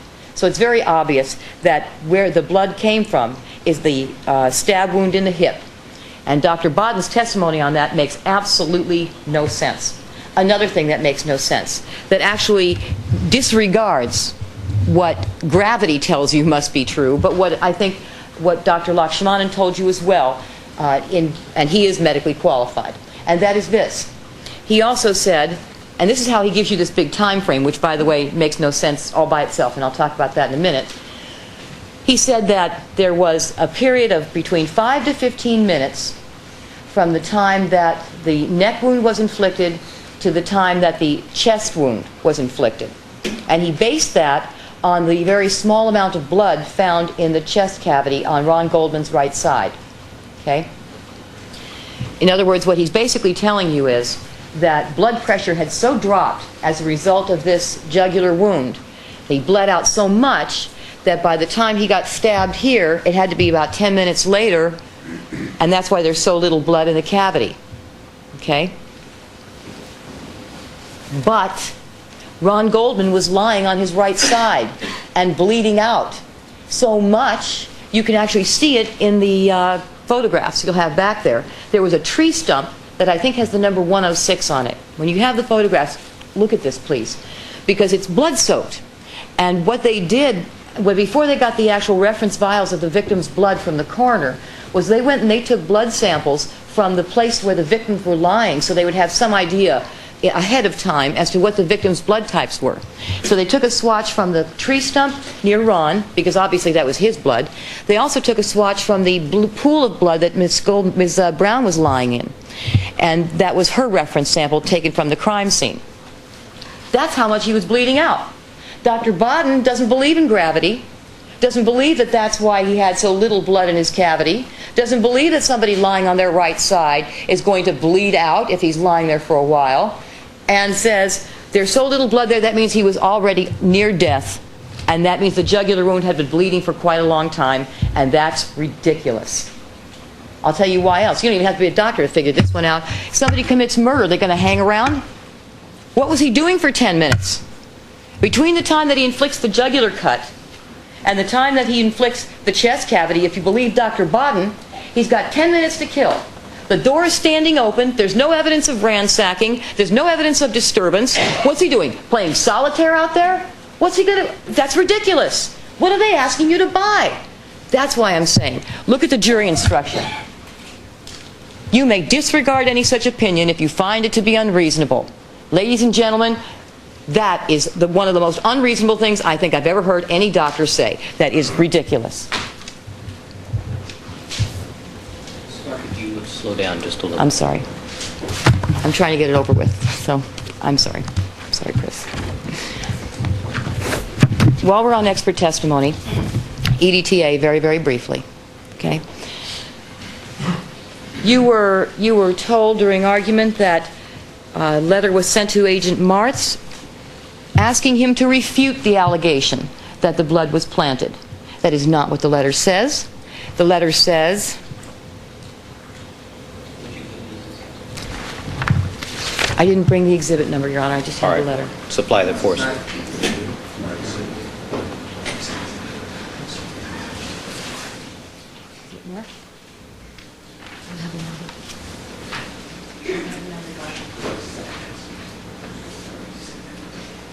All right. All right. Proceed. The question posed was, we would like you to test these items for the presence/absence of EDTA in order to refute the possibility that the stain on the sock could have come from this reference sample. Now, what is the point of that?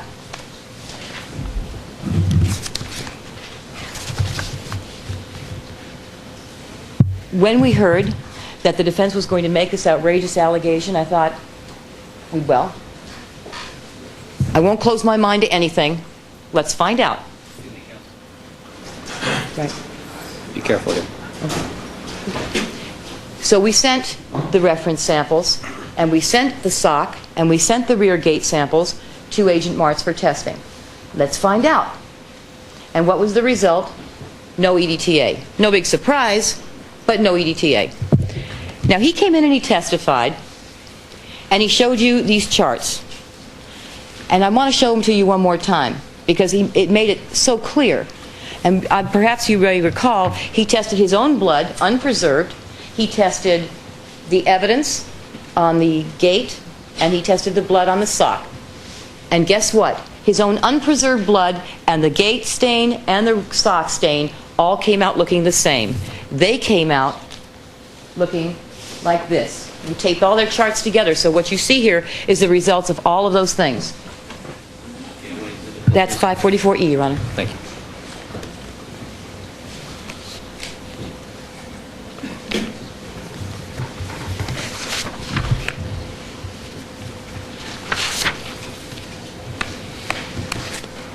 Okay? That was Agent Martz's own blood and the evidence. That means the gate, the rear gate blood and the sock blood. That's what that looked like. So unpreserved blood and the evidence had all those jagged peaks. Okay?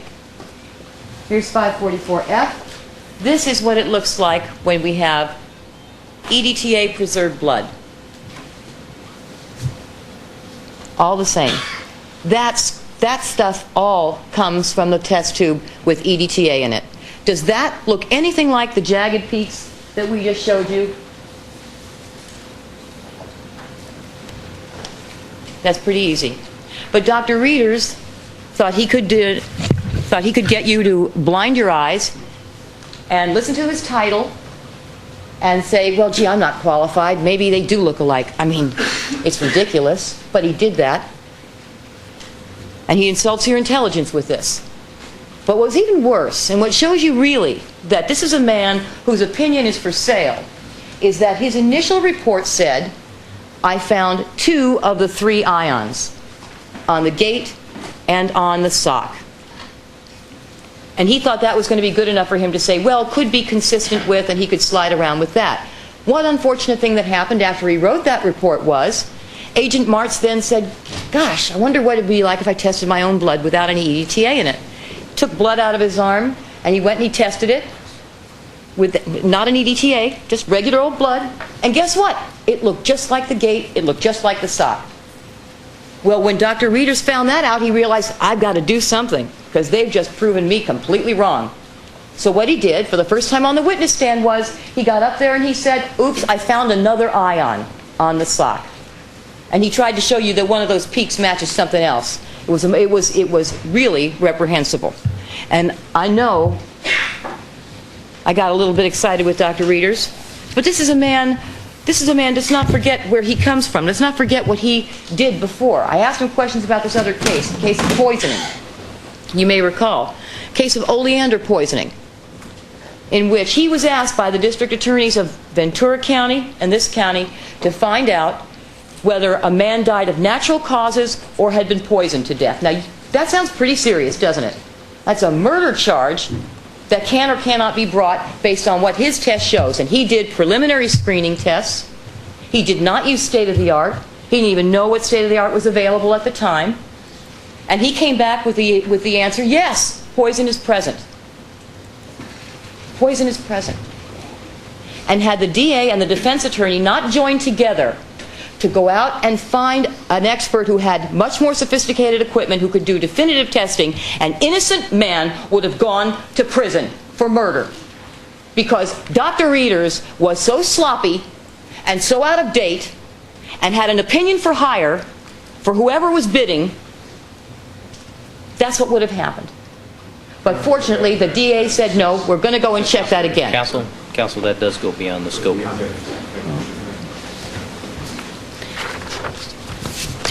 And that's why you have to view very, very carefully the experts. See if they make sense. See if you can rely on them. See if they are believable. See if they are logical. And consider the fact that they're for hire. Sure, that makes a difference. Dr. Bodden, who came and told you that gravity doesn't work, paid over $100,000 in this case.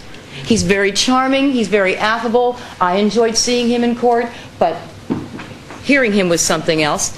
Over $100,000 he got paid in this case.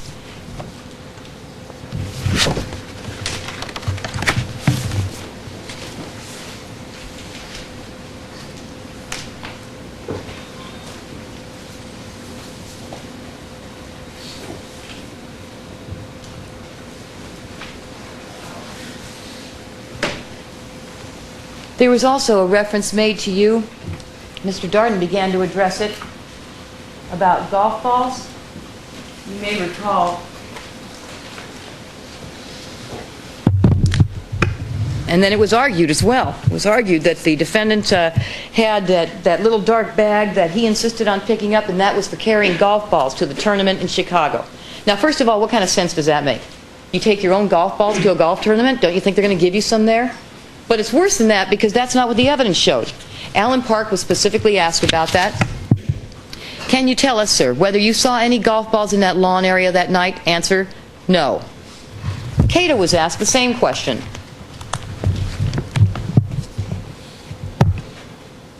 Did you ever see balls in relationship to a bag that was similar to the bag you saw in the driveway on June the 12th? No, I don't think so. I don't remember seeing that. I think there were balls in the garage, kind of just balls that were there. And that was a question asked by Mr. Shapiro of Cato Kalin. So not only doesn't it make any sense, but there's no evidence to support it at all. Now, there was something else said to you, represented, that Mr. Kalin and pictures and a videotape also refute. And that is a side door.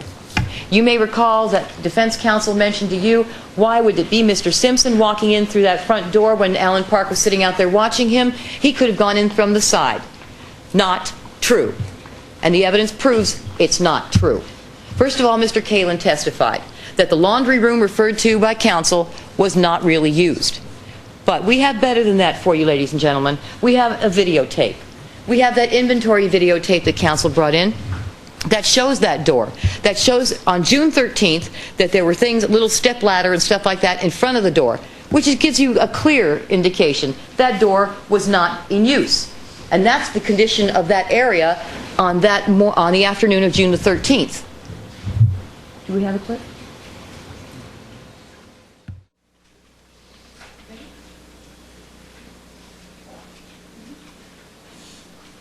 Laundry room. Oops, back up. That was quick.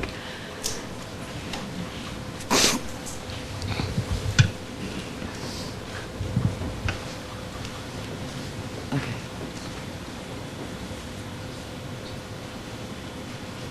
Okay, see the laundry room in there?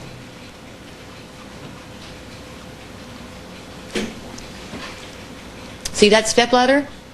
You saw what?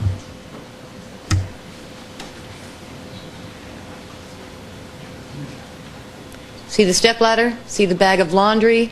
It's stacked in front of the door. Counsel, it speaks for itself. All right, counter's at 3:01 p.m. Thank you, counsel. Thank you.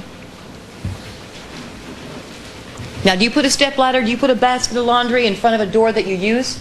No, obviously not. So there was no other way in. And that is why Alan Park saw the defendant walking in the door that night. And I'm going to tell you something, ladies and gentlemen. That was the defining moment of this trial. That was the one. Because when you understand that the defendant was out that night, when you understand that he lied to Alan Park about being asleep, when you understand that that Bronco was moved and that he was out in that Bronco that night, and that 10:03 call to Paula Barbieri is because he was out there making that phone call, then you understand how the defense falls apart. Then you understand where he was when his whereabouts are unaccounted for. And Alan Park's testimony is unrefuted. Alan Park came in and told us the truth, and he told it consistently. Bronco was not there, and neither was the defendant until 10:54. Excuse me, thumbs on the wall, 10:52. Now that's one more important point. Overruled, counsel. That's another important point, and this is why phone records are a good thing. And you'll have the testimony. I'm not going to read to you anymore. You're probably tired of hearing that. You have it in the record. I asked specifically, Cato, did you look at a clock? Did you look at your watch when you heard that thumping noise on your wall? No, I didn't. So is this an estimate? Yes, it's an estimate. He's estimating because he's not looking at what time it is. He says, I called Rachel around this time. About a half an hour later, I heard the thumps. It's an estimate. We had to go with that until we realized that Alan Park had a phone record. He had a phone record that said when he made a call and said when the call ended. And it was at the end of that call to his boss or from his boss that he saw Cato Kalin out in the side yard. And Cato Kalin told you, and it's unrefuted, and it's uncontested, that it was 2 to 3 minutes after the thumping that he was out in that side yard. That's what he told you. And that means that the thumping occurred at 10:52. And then Alan Park saw Cato in the side yard at 10:54, at the same time as he saw the defendant walking in the door, 10:54. That means that 2 minutes after the thumping, the defendant is going into his house. And that means the thumping was done by the defendant.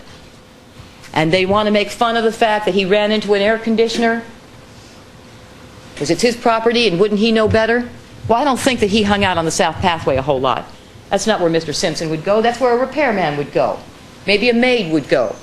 He doesn't go down there. And anyway, that dark and that Overruled. that dark and that narrow little pathway in a hurry, when you're pressed and you're frantic, you're not going to be looking to see everything that's coming. You're running. He's in a hurry. And that's why that happens. Now, there was also some statement about there was nothing around that glove, but Dr. Lee said differently. Page 43,200. Question. Now, in addition to that, doctor, when you were at the Rockingham location, did you have occasion to find any item that in your forensic opinion was consistent or appeared to be blood in the area of the air conditioning unit near Cato Kalin's house? Answer, yes, sir. Your Honor. It's in the record, Your Honor. Both. With the court reporter, please.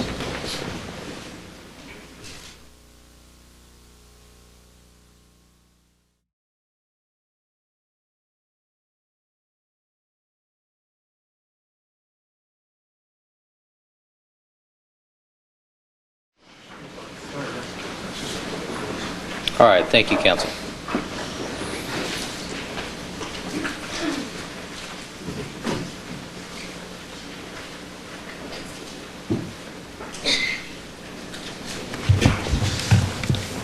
It was also represented that Dr. Lee and Dr. Bodden both agreed that the amount of struggle would have been a very long one.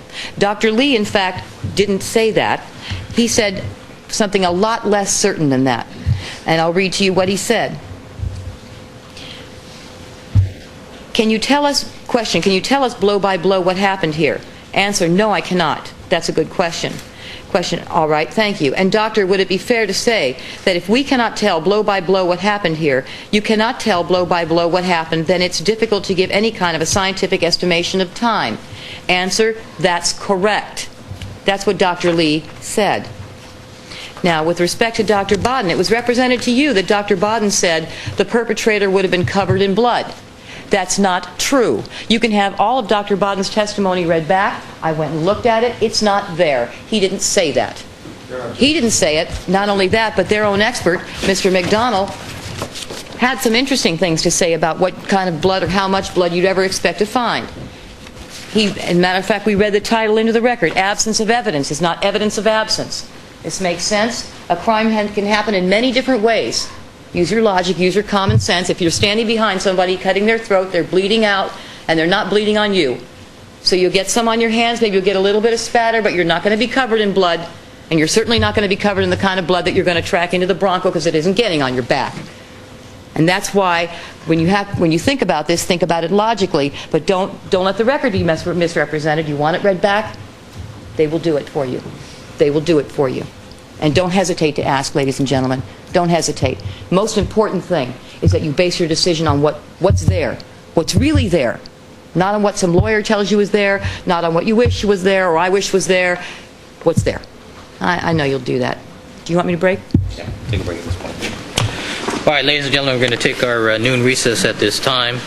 Please remember all my admonitions to you. Don't discuss the case amongst yourselves. Don't form any opinions about the case. Don't conduct any deliberations till the matter has been submitted to you. Don't allow anybody to communicate with you with regard to the case. We'll stand in recess until 1:30. Mr. Scheck, you wanted to be heard on page 43-200. Yes, Your Honor. I have a few things to say about that. First point to be made is that I think in Ms. Clark's argument, she started to say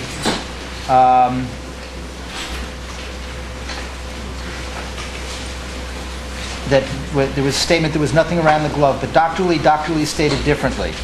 Now she starts with the question, Dr. Lee, when you were at the Rockingham location, did you have occasion to find any item that your forensic opinion was consistent or appeared to be blood in the area of the air conditioning unit near Cato's house? Answer, yes, sir. That's all that's in the record at this point. Now, as the court noted at the bench, I would say there's three reasons, at least, that this was improper comment and that we should have an instruction to the jury, which is my request, that there is no evidence in this case Dr. Lee found blood on the air conditioner. And it's for at least these three reasons. Number one, there is a clear ruling in this case by this court that we've all had to live by, that presumptive tests are not admissible for showing that blood was present. And that is a clear ruling. There was a ruling that in the impeachment of Dennis Fung, that I had opened the door with respect to the Bronco, and the court made a limited finding that they could offer testimony about the extent of presumptive testing in the Bronco. So they know that that rule is in effect, and we've all lived with it and been very careful with it since. So that's point number one. Point number two, as the court noted at the bench, when one goes on to read the rest of the testimony of Dr. Lee in this area, the answers that were elicited were not that he had found blood on the air conditioning when Mr. Goldberg went on and continued asking him the question. And in fact, as I had noted on the record, and I'll get to the third point here, that he cut off Dr. Lee when Dr. Lee was about to give a further explanation when he indicated that he had done presumptive tests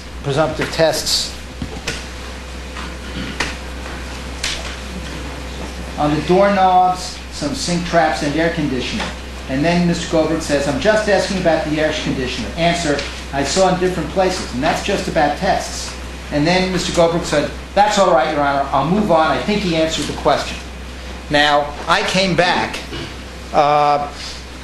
the next day. Is there a report by Dr. Lee that says that he did any testing there? Yes, he did presumptive testing there. But I came back the next day, and it said 43380 of the record. And what happened, Your Honor, is that I indicated to the court at that point. Have you read this? No, I didn't. I don't have the 43380. Oh. Mr. Byrne, give me the next volume 214, please. Yes. I came back the next day, Your Honor. I think it actually starts at 43379. I came back the next day and made an objection on the record. And what I pointed out was that when I listened to I had thought that when Mr. Goldberg at this time, this is what I indicated on the record, said, that's enough, Dr. Lee, that what he was doing was trying to cut off the witness so there would not be testimony about presumptive testing, which would have violated the court's rule. And I thought that that's what he was doing. When I listened again the next night to the tape because, frankly, all these commentators were saying, oh, there's evidence of blood on the air conditioner. You didn't really listen to those people, did you? Well, no, I listened to the tape of the testimony. And when I listened to the taste of the testimony and the implication, I became concerned. What page? I think it starts at 43379. It seems to me highly improper and against the rulings of this court for them now to argue that there's blood on the air conditioner reading these questions and answers. It's not what the record states. It's not what the ruling this court is. It's misleading to the jury, and we're entitled to a curative instruction to the effect that there is no evidence that Dr. Lee found blood on the air conditioner. Highly improper argument, clear misconduct. Ms. Clark. I'm going to allow Mr. Goldberg to address it since he was the one that did the questioning. But I remind the court that the record says exactly what I read to the jury.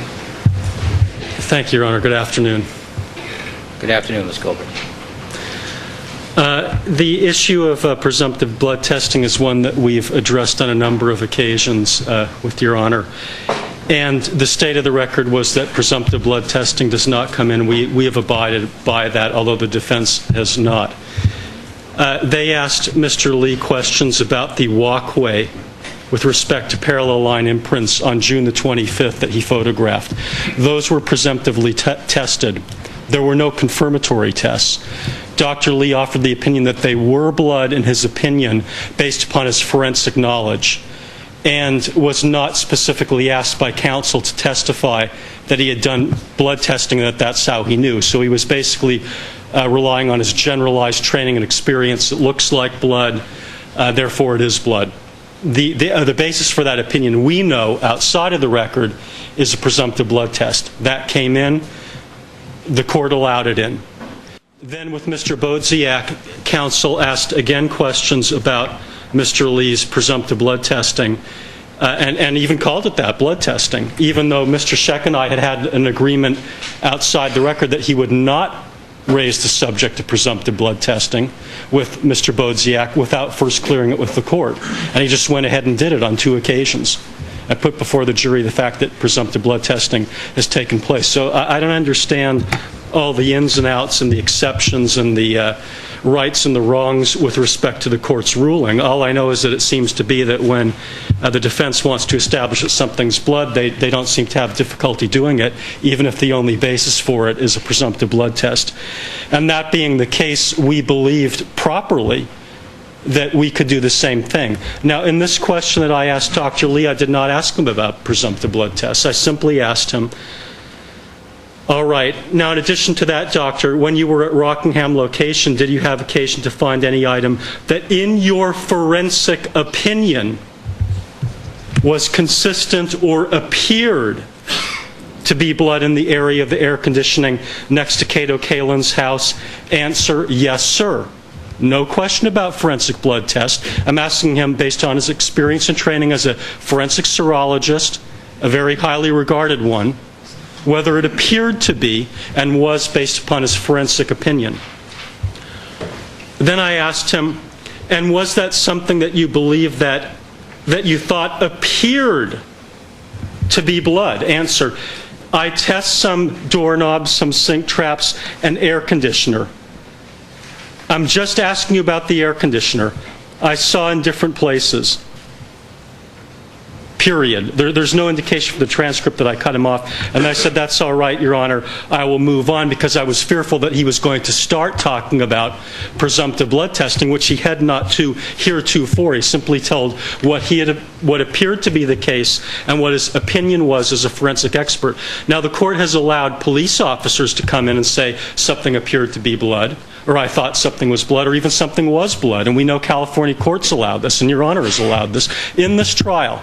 And I don't know why the world's perhaps most highly regarded forensic serologist, Dr. Henry Lee, can't come in here and tell us that something based upon his experience, his training, and his observations appeared to be blood.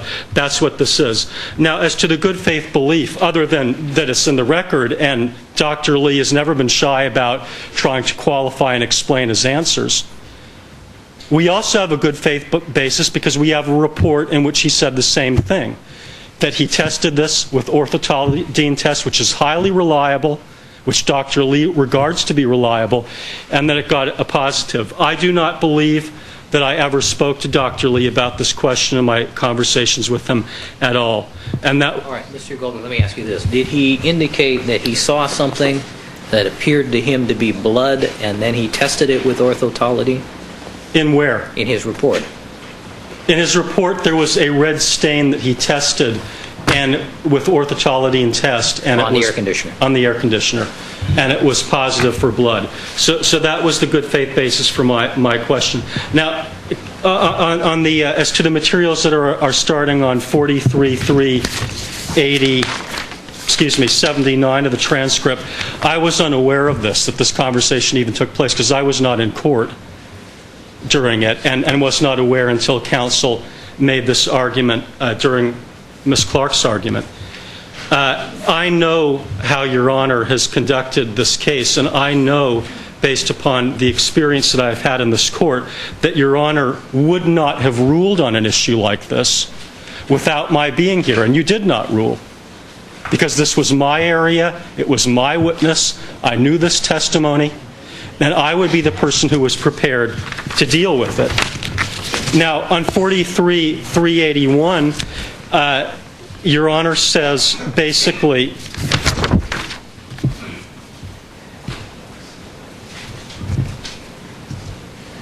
well, Mr. Scheck says on 43-380, lines 27 through 28, I just want to make clear that we have an objection to that. And then Your Honor says, all right. And then on 43-381, lines 13 through 14, Your Honor says, this is a comment for the purposes of making a timely objection. I take it then, answer by Mr. Scheck, right. The court, all right. Let's launch into the McKinney matter. And then you continue on with the 402 hearing on McKinney.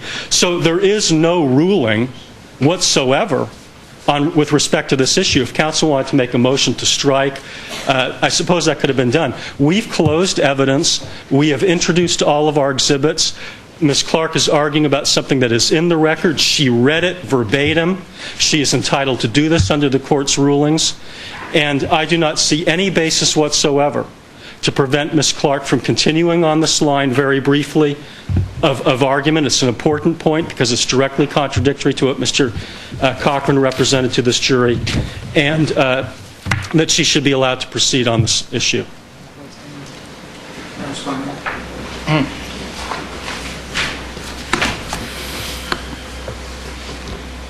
First of all, it would seem to me that there's a clear question of waiver as to the whole argument he just made now, for a very simple reason. I came forward and put this objection on the record the next day, indicating that it would not be Dr. Lee's testimony that that was blood because of the false positives from testing sink trap strains, etc. And that would have been his answer to the question, and the record is ambiguous and misleading with respect to that because he cut us the answer. So I put them on notice. It is not an excuse that can be tolerated at law that somebody sitting at this table the very next day after Dr. Lee got off the witness stand didn't go upstairs and tell Mr. Goldberg that this was said so he could come back down and we could settle the record on this issue and it could be clear what could be offered in closing argument and what couldn't be. That is not an excuse. Lack of continuity in the district attorney's office, or the fact that nobody will call him up so he can come down and argue this as though the rest of them here are incapable or don't understand this issue, is not an answer. It's clearly waived. It is clearly waived. And what is particularly nefarious is that all of a sudden this issue arises during rebuttal. This is planned, Your Honor. It was exactly what I objected to. It is an unfair inference from the evidence. It is not supported by the record, even of the questions and answers, and it violates the clear instruction that we were all operating under here. It is in bad faith because I indicated that would not be the answer that Dr. Lee gave to the question. And it is quite different to be saying at certain points in time, I look at stain and I say, you know, the black imprints could be consistent with blood. And they can certainly make objections and settle the record at that point. I made my objection. I made it clear. The ruling was clear. It is outrageous for them to be arguing that this is blood on the air conditioner from this part of the transcript. When the record was made, their opportunity to correct it was there. They have to come into this court, and it's just outrageous. All right. Thank you, counsel.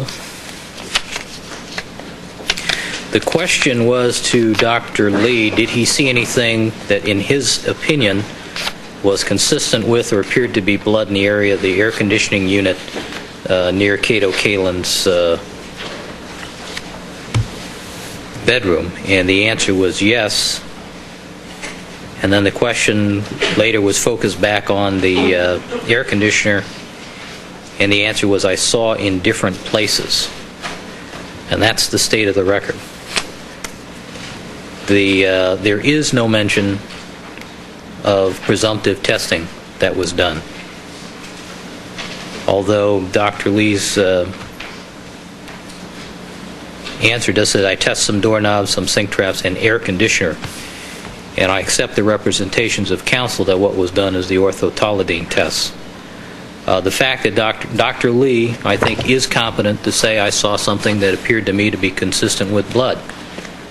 The problem is that it was not confirmed. I'm going to direct counsel to move on from that topic.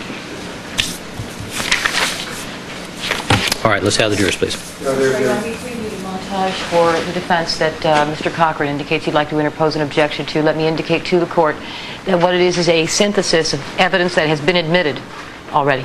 All right, may I see it? Yes.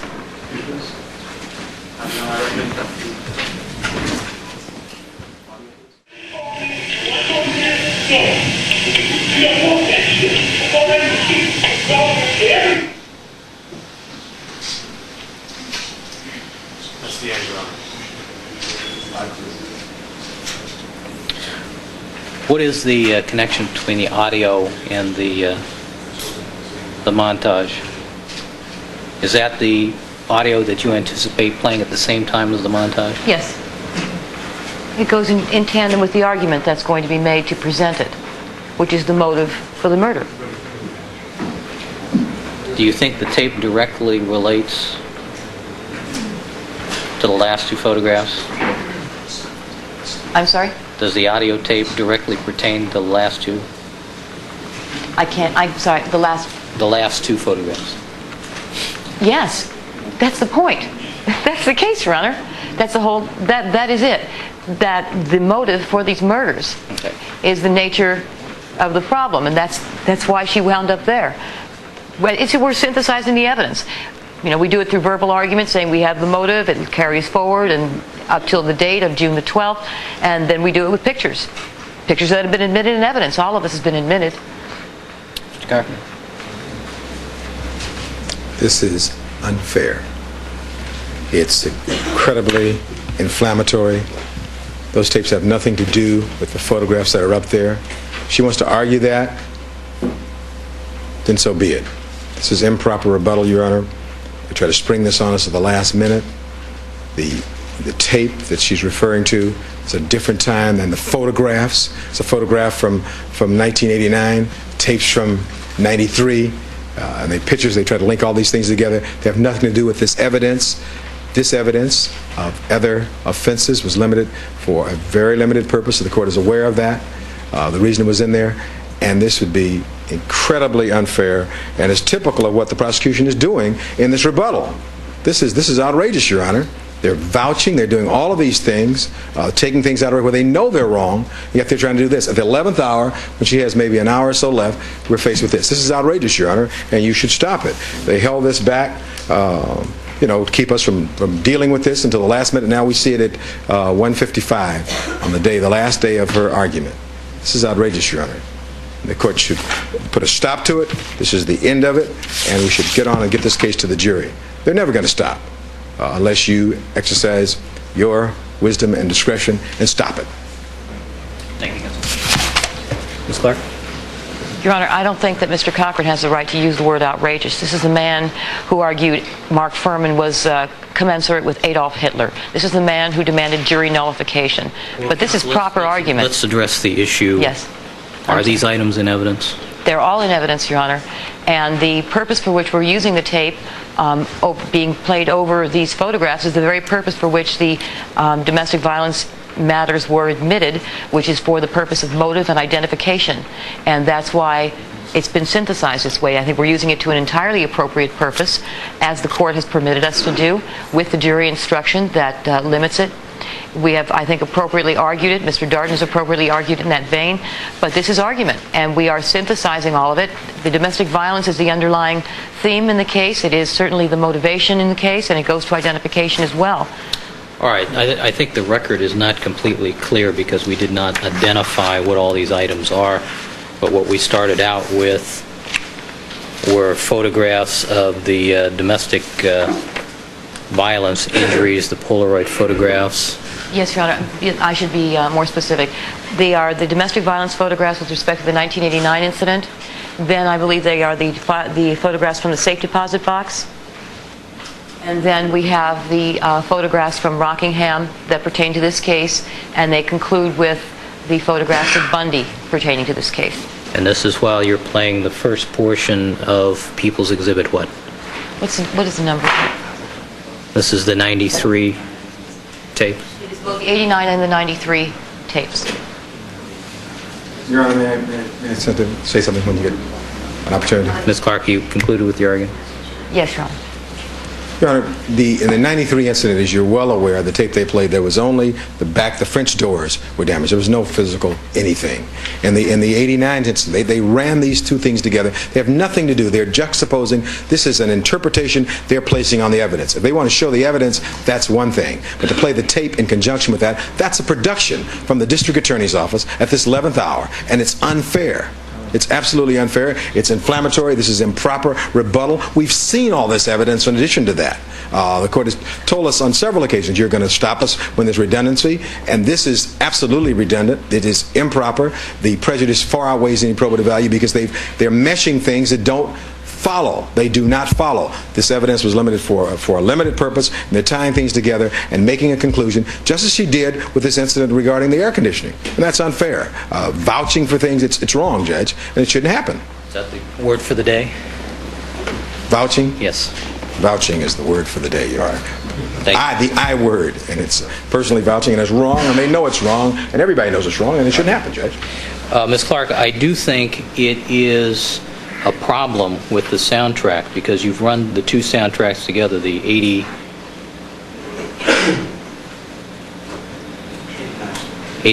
Is this two tapes? Both of which have been admitted. Why I is that? understand. It's misleading because you can't tell that they're two tapes. There's no break with them. Well, I'll is my tell concern. them. How about if I tell the jury we're running them together? When do you anticipate doing this in your argument? At the end. I'll introduce it. I'll explain to the jury we've run the two tapes together, and as I have to tell them what they're seeing and hearing. I don't want to mislead them. I want to tell them the truth. I want them to know exactly. I want them to hear exactly what it is that they're hearing. I want them to know. That's the 89 tape, and then we're going to run the 93 tape, and we're going to run the pictures from 89. We're going to run the pictures from the safe deposit box. I want them to be very clear about what they're seeing and hearing. I don't want there to be any mistake about it. All right. With that caveat, the objection's overruled. All right. Let's proceed. Let's have the jury, please.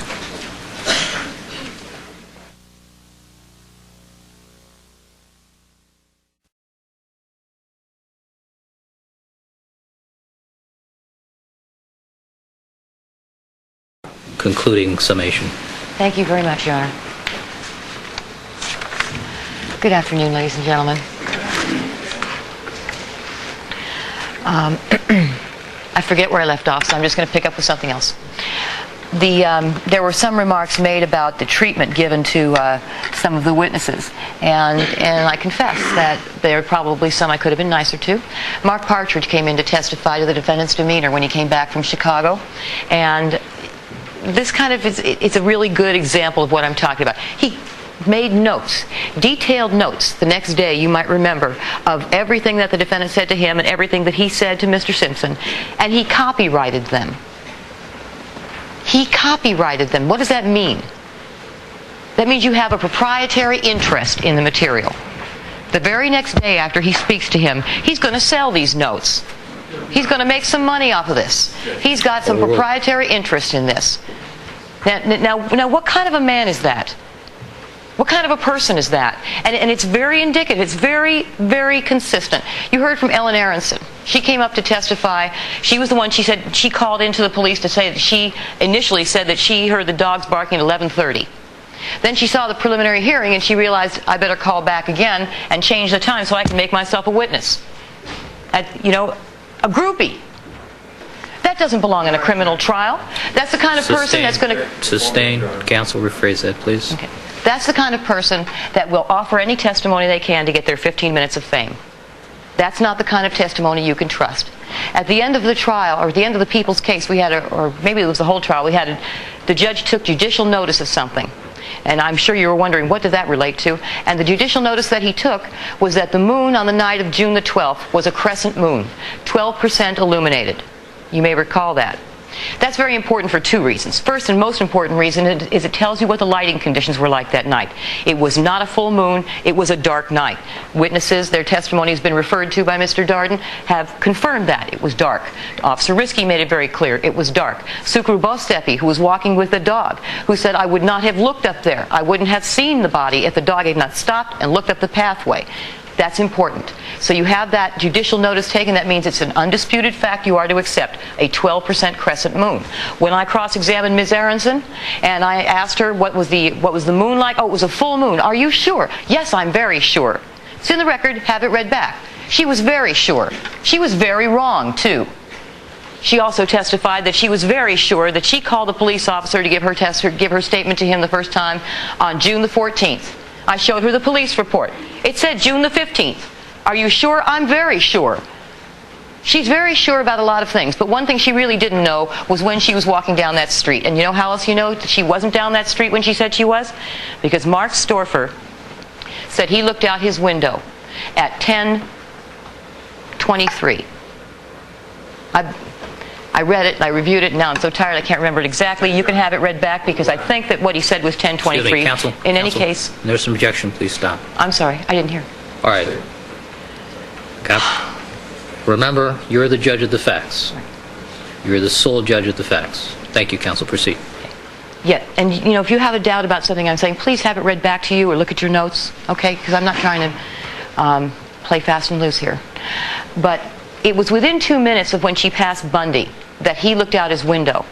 If she's walking down Bundy and that lights-colored outfit that she said she was wearing on that night, he should have seen her when he looked north on Bundy, because he said he looked out the window, looked north, and he saw no one walking there, which is actually consistent with the other witnesses who don't say that they saw anybody either. All of the witnesses that were called by the defense somehow were in the same place, but none of them saw each other. It's very weird. Defense has raised the issue about there being, why wasn't there dirt? Why wasn't there mud at Rockingham tracked in the house on that light carpet? There wouldn't be. There was. You saw the bloody shoe prints, and they faded out halfway down the Bundy walk, to the point where there were no visible bloody shoe prints on that walk at the end of the walkway. Then you saw the imprint in the Bronco, so that whatever blood was left on the shoe was picked up by the soft tufts of the carpet. By the time he gets back to Rockingham, there isn't much left there. Whatever blood, whatever mud, whatever dirt he's got on his shoes, he's tracked off. This is common experience, you know. Your blood or mud, whatever you get on your shoes, doesn't stay there forever. You walk, it comes off, and as you walk, more comes off. By the time he gets home, there's not a lot of excess there. Maybe there's some trace amount, but you're not going to notice that on a carpet. And so that in itself says nothing. And the testimony of their experts, Mr. McDonnell, I think even Dr. Lee, does not dispute that. Of greater importance, Overruled.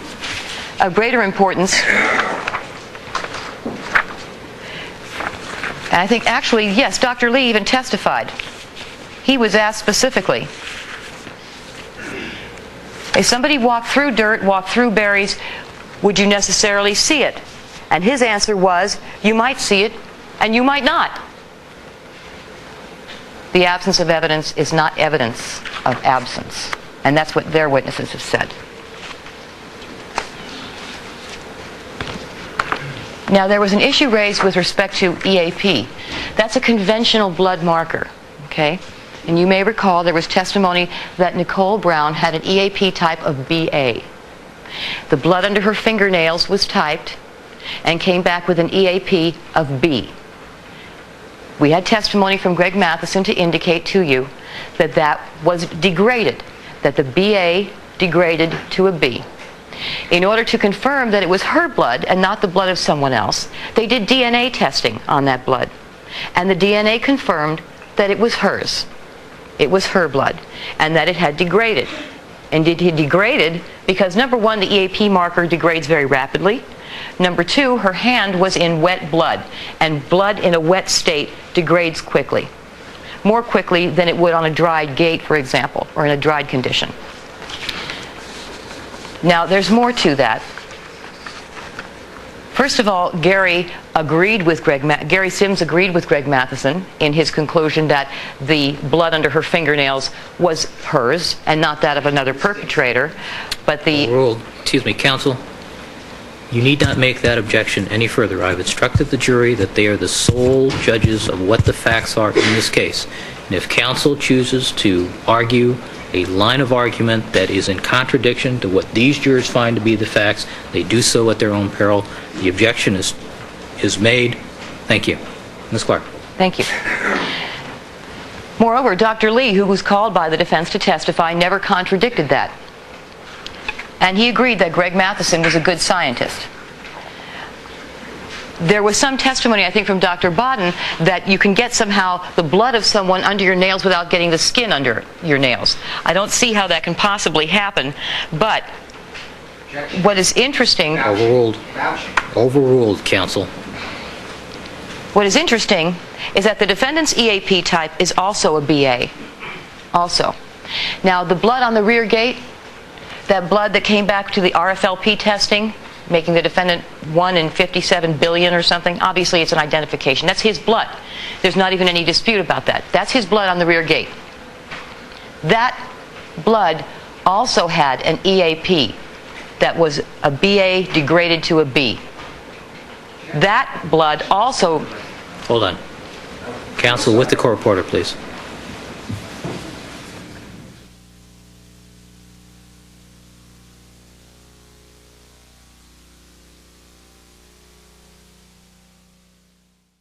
Proceed. Thank you. I'm going to finish today, ladies and gentlemen. I promise. I promise. Okay. But it's just so important. I really want the record to be straight. I want you to know. This on the rear gate 117, okay, there was testimony to indicate that Mr. Simpson's EAP marker was a BA. So was Nicole's, a BA. There was testimony in the record indicating that a BA can degrade and turn into a B because the A bands drop off. That was early testimony. That's what happens. It can degrade that way. That was the testimony. The blood under her nails that had the DNA that typed back to her also had an EAP result of B, which Greg Matheson testified was indicative to him that the EAP marker had degraded, that the A bands had dropped off. That was his testimony. With respect to the rear gate, he testified as well. That's the rear gate where the defendant's blood is. DNA came back to him. The EAP marker that he has a BA just like hers became back degraded to a B. And here's the testimony that he gave. He stated as follows. And was 117 identified as being one of the rear gate stains from the Bundy location? Answer, yes, I believe it was. And you got a B-like pattern on that? Answer, I called it a B question mark inconclusive, yes. Proceed. I just read it to you. If you want to have it read to you, ladies and gentlemen. I've ruled. Proceed. The page number is 25,965 if you want to read it again. What that indicates to you, ladies and gentlemen, is that there was also testimony, I should tell you. There's another conventional marker for serology called PGM. Maybe you remember that. And the PGM on the rear gate was also degraded. There was testimony, I believe, from Greg Matheson about that as well. That's important for a couple of reasons. Number one, with respect to the blood under her nails, what it indicates is that it's her blood. It's her blood. Number two, what it also indicates is that the blood on the rear gate was degraded. There was PGM degradation and EAP degradation, which indicates to you that it was out there for a while. It's all in the record. Very logical, and it's very consistent. I could go into greater depth on this and talk about, what they're trying to tell you, ladies and gentlemen, is that a very, very sensitive, what they call exquisitely sensitive test in the PCR, picked up Nicole, but not the blood, or not the blood of the real killer that was under her nails. Well, how could that be? Conventional serology is not nearly as sensitive as PCR, not nearly. So the EAP marker that Greg Matheson testified was breaking down under her nails, that isn't nearly as sensitive. They want to point you to that and say that's the blood of the real killer, in contradiction to the testimony of Greg Matheson and Gary Sims. And yet we have very sensitive DNA testing that says it's hers, and they say ignore that. It doesn't make any sense. The blood under her nails is hers. That's what makes sense. That's logical. There was also testimony, and there was also some points made about bindle number 47, the infamous bindle number 47. That's one of the Bundy blood trail drops. And in that, Dr. Lee testified, I believe, that there was the bindles that were placed into, the swatches that were placed in the bindle were obviously still wet when placed in there. And some of the sizes and shapes of the swatches matched the imprints of blood on the bindle, and one did not. And a big deal was made about this. I'm not really sure why, because it's inconsistent. Remember I told you I'd point out inconsistent defenses? Their defense seemed to have been, all along, that the Bundy Walk blood drops that all came back to the defendant were contaminated. Right? Well, with this testimony from Dr. Lee, it would seem they're trying to say that there was some kind of planting going on, because one of the little imprints in the bindle didn't match. I don't know which one they want to choose, but the truth of the matter is that Colin Yamauchi said he took one of those little swatches out for testing. So, of course, there's going to be one imprint there that doesn't match the swatches because one of them's gone. He tested it. There's no big mystery here. It's very simple. It's very, very, very simple. And it's interesting that they really did not tell what they don't make a big deal about, which I don't understand, and was testified to, is that item number 42. Item number 42 is Nicole's blood pool. Remember I told you that they took a representative sample of the blood underneath Nicole and the blood that was right near Ron Goldman on the tree stump. Okay, his was number 41, hers was number 42.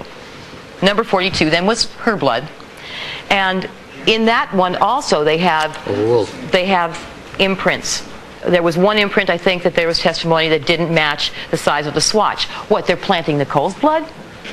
That would be the logical inference to be drawn in her own blood pool. That would be ridiculous. But you see what I mean? That exposes the fact that all of these arguments about the minutia make no sense when you look at the big picture. You look at the big picture and you realize, well, there's nothing sinister here. Open the doors, open the windows, let in the light here. Blow out that smoke. Because when you look at the whole picture, you see the truth. It's very, very simple.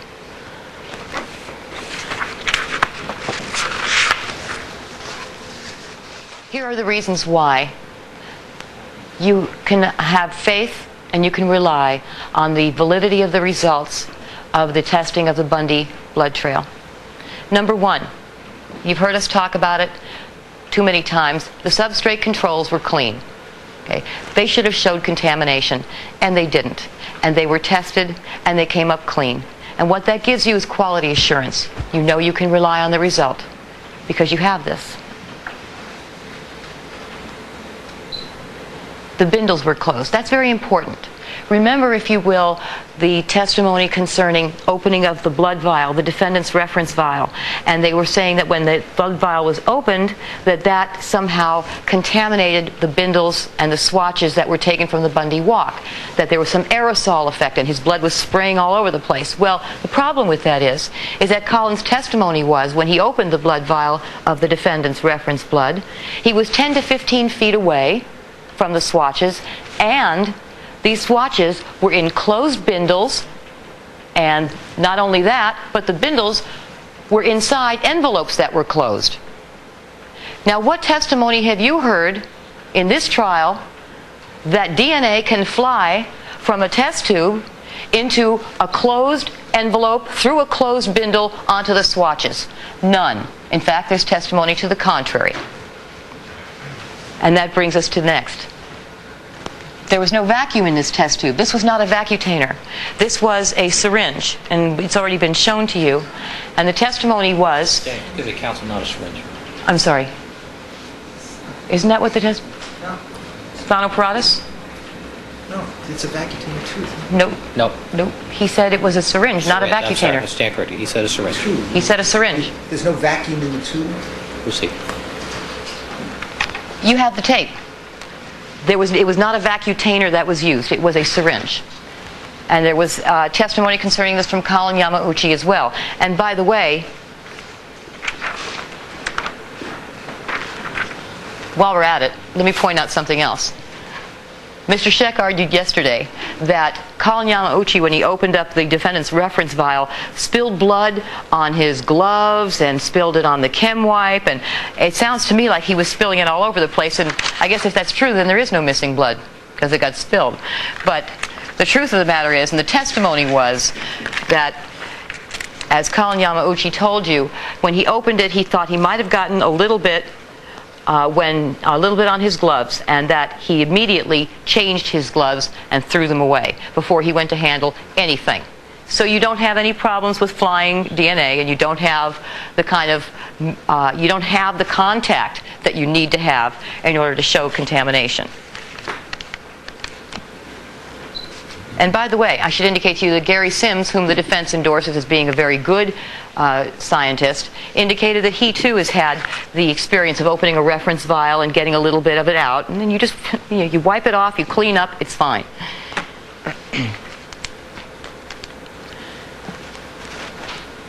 Okay, all of the swatches that were tested on the Bundy walk were consistent. They all came back to the defendant. That's important for the following reason. If you have contamination, what you should expect to find are results that are out of sync, willy-nilly, if you will. What should have happened is, you should have seen the defendant's blood type coming up, for example, in the sample that was taken from the pool of blood under Nicole, where it shouldn't be. You know, remember I told you about 41 and 42? 41 came from Overruled, counsel. From the area near Ron Goldman. There was a tree stump that he was curled around, and there was blood on that tree stump, and they recovered it as a representative sample from the crime scene of what his blood type would be. If this was in fact contamination, and the defendant's type is flying all over the place, why don't we find it in Ron Goldman's crime scene sample? Why don't we find it in the sample taken from the pool of blood underneath Nicole? We don't. If you had contamination, it should be in other places, places where it doesn't belong. But you don't have that. You only have the defendant's blood type coming up in the places where the killer dripped blood.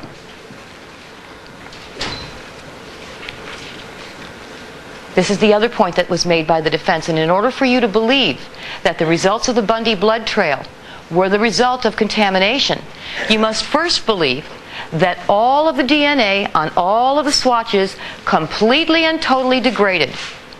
Now, when you think about the fact, as was brought out in testimony, that you can recover DNA through PCR analysis from Egyptian mummies,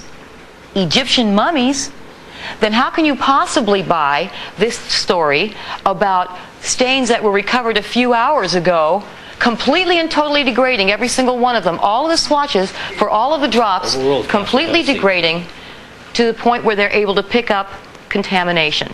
It makes no sense. It's completely illogical. It stands science on its head. So this is a list of all of the reasons that I've just told to you. For all of these reasons, bindles and envelopes were closed, substrate controls were cleaned, swatches were tested and typed consistent with the defendant, which otherwise you would expect to have willy-nilly, you'd have weird results happening. Every drop in the trail would have had to completely degrade in order to pick up somebody else's type, and the DNA didn't fly across the room. Now, there's something else that you should know about this, is the following. We did conventional serology. If you recall, on one of the blood drops on the Bundy Walk, item number 49, we did conventional serology, and that means no DNA stuff. That's just the regular, what we call PGM markers. You heard them talk about that. We did a PGM test on item number 49. That came back to the defendant. It put him within 0.5% of the population that could have deposited that blood. So, even if you do not take into account the DNA, even Dr. Gerdes, their expert, conceded that conventional serology is very hardy stuff, and he said no problem with contamination for PGM typing. That testimony is in 40,198 to 40,199 if you want to review that. He said, in fact, that the conventional testing, when conventional serology comes back the same as DNA testing, it's a good cross-check for the validity of your results. And we have that here. We have that.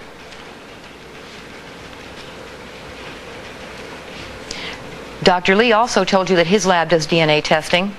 He felt that molecular biologists like Dr. Gerdes should not tell forensic scientists what to do or how to do it or when to do DNA testing. And he said that forensic scientists are in the best position to know. That was Dr. Lee's opinion.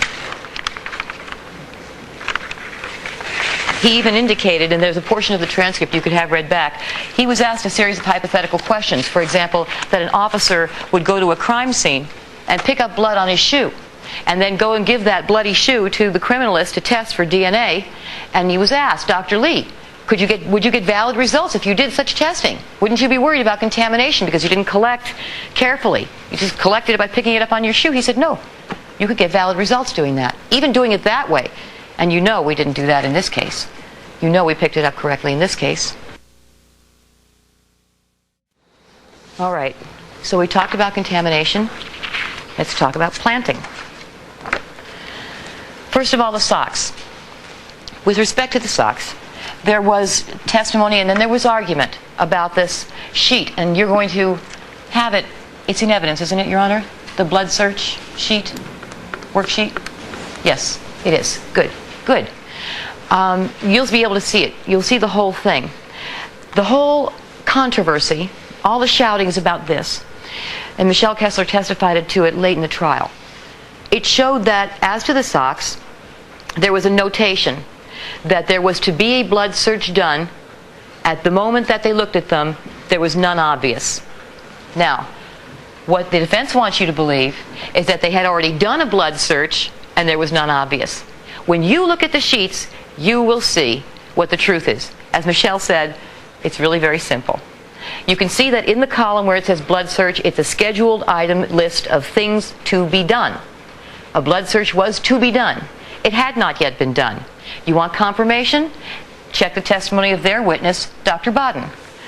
Dr. Baden was asked about that, and Dr. Baden made notes about his interview or his contact with Michelle Kessler early on in the case. And here's what they had to say. They were going over Dr. Baden's notes of when he was reviewing the evidence at page 41-270. Question, and what does that say? Answer, number 13, 2 dark socks, no analysis yet. Question, do you see anything written regarding no blood observed? Answer, we didn't write that down. No, there was no blood observed or else I would have included it. Question, now doctor, what does no analysis yet refer to? Answer, Ms. Kessler told me that no analysis had yet been done on the socks by the Los Angeles Police Department, and we didn't do any further analysis on it. That was a testimony of Dr. Baden. That's what Michelle Kessler told him. There was some further testimony that you might find interesting from Dr. Baden, and that's concerning how visible blood would be on those black socks under normal lighting conditions such as we're on here right now. At page 41-272, there was questioning of Dr. Baden that went as follows. Question, what was the lighting like at the time of your observations? Answer, not very bright. It was a little better than the better lighting than here presently, but not very bright. Question, not what you would describe as the kind of ideal lighting for conducting a close visual examination of something like a dark pair of socks. Answer, yes, that's fair. Question, there was no high intensity lighting, was there? Answer, that's correct. question. And high-intensity lighting is the kind of lighting that you would like to have when conducting a close visual inspection of an item like black socks, right? Answer, that's correct. Yes. Big mystery. Now, what's even sillier about this argument, number one thing, it seems that what the defense is arguing here is that somebody went and took the socks out of the hamper and put them on the floor. First thing I ask you, ladies and gentlemen, why? Why? Why not just come in and say, we went through his hamper, we found the socks, we took them? Why not? What difference does it make? It makes it more incriminating somehow that the socks are on the floor? It doesn't matter. The question is what's on the socks, not where the socks are. They're in the hamper, they're on the floor, same thing. No difference. If you'd rather consider them as having been in the hamper, consider it. That's not the way he left them, but, you know, what's the point of doing something like that? That's silly. That makes no sense. Now think of this, too. Why would you, it would seem that what they're basically saying, there was no blood on the socks. That's what they're saying, right? Why would you plant a blank pair of socks and then go back 2 months later and say, I forgot I was supposed to plant blood on them. What have I been thinking? I got to go back and put the blood there. Does that make any sense to you at all? I mean, there's no logic to this. This defies common sense. You have to buy this. You have to buy that story, or else the defendant is guilty. That's it. And who could think like this? I mean, this is not only tortured logic. This is out the window. This is over the line. This is, talk about doesn't pass the laugh test. Only it's not really very funny. It's not funny what they're saying, but it's crazy.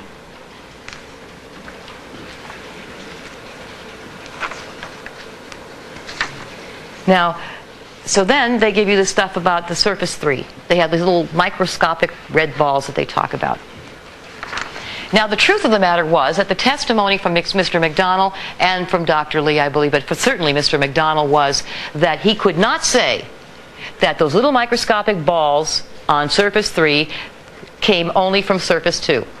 In other words, and if you can't say that, then you don't have any evidence of planting. What you have there is a couple of the other things that were indicated. For example, you saw the photograph of the socks. They were inside out. The toe was lying on the ankle. And we know that his blood was on the toe. With his blood lying on the toe, pressing on the inside of the ankle, that would be on surface 3, you have the possibility of transfer right there. Another possibility that was pointed out was the phenol test, where you can see the photographs. There's a drop there of moisture in the photograph. You touch it to the sock, you swab around for blood, and then you can get a wet transfer. But if somebody goes to plant blood, first of all, why would you plant blood on black socks that no one can see? But that's another story. That makes no sense either. But assume you do. Assume you do. Aren't you going to plant enough so it will be found and it will be typable and they'll find it and they'll see it? In which case, if you do that, you don't wind up with little microscopic balls that you can't hardly see except under high magnification. You're going to wind up with something there.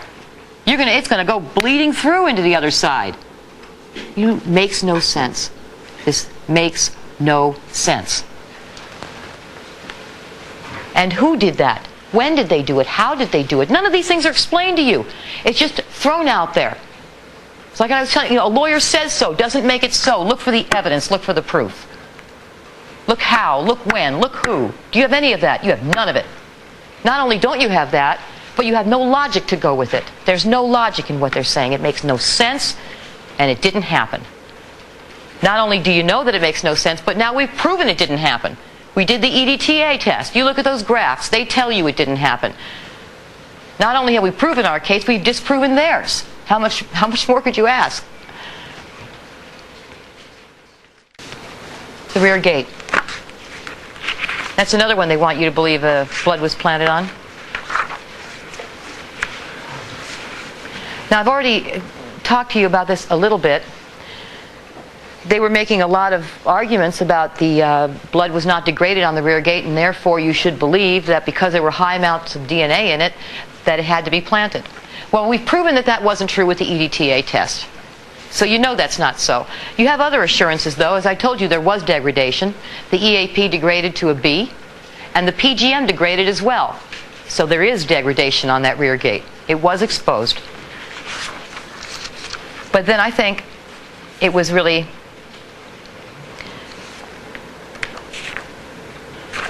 the most telling of all, Officer Risky, the first officer on the scene. It's been a long time since you've seen his face. He was very early on in this case. But he was very honest, he was very candid. Even defense counsel agrees. And this is what he had to say about that, page 14,068. Question. Now, when you went out through the rear gate, were you able to see any other blood drops? Answer. I met with my partner at the rear gate, and yes, I did. And question. How much and how did you happen to see those? Answer. My partner directed my attention to them. Question. And how did he do that? Answer. He just told me he saw blood on the gate and on the driveway, and he showed me where they were with his flashlight. Question. Shone his light on them? Answer. That's correct. Question. Was he staying away from them? Answer. Yes. Officer Risky is describing the actions of his partner, Officer Terrazas, who saw blood on the rear gate. They were the first officers there in the early morning hours, just shortly after midnight, June 13th, 1994. Defense counsel asked, why didn't the dog run out through the rear gate? If it was Mr. Simpson there, he would have run out behind him through the rear gate. You recall that argument yesterday? You know why? Well, you already know the answer. The front gate was open, but the rear gate was closed because he closed the rear gate. And that's another reason why you know his blood is on that gate. And that's why the dog didn't run out the back. The dog ran out the front because the front gate was open and the rear gate was closed. And Officer Risky told you that too. When they got there, the rear gate was closed and he was careful not to touch it. You can have that testimony read back to you. But that's why the dog didn't run out the back. But maybe that is also why the dog, after running out the front, ran around to the back. You recall the testimony of the bloody paw prints that went south on Bundy and then went west on Dorothy towards the rear alley, going out to look for his owner? There was testimony from a number of witnesses who were present. The first of them, Officer Risky, who traced those bloody paw prints down Bundy and west on Dorothy. You can have it read back. The Bronco.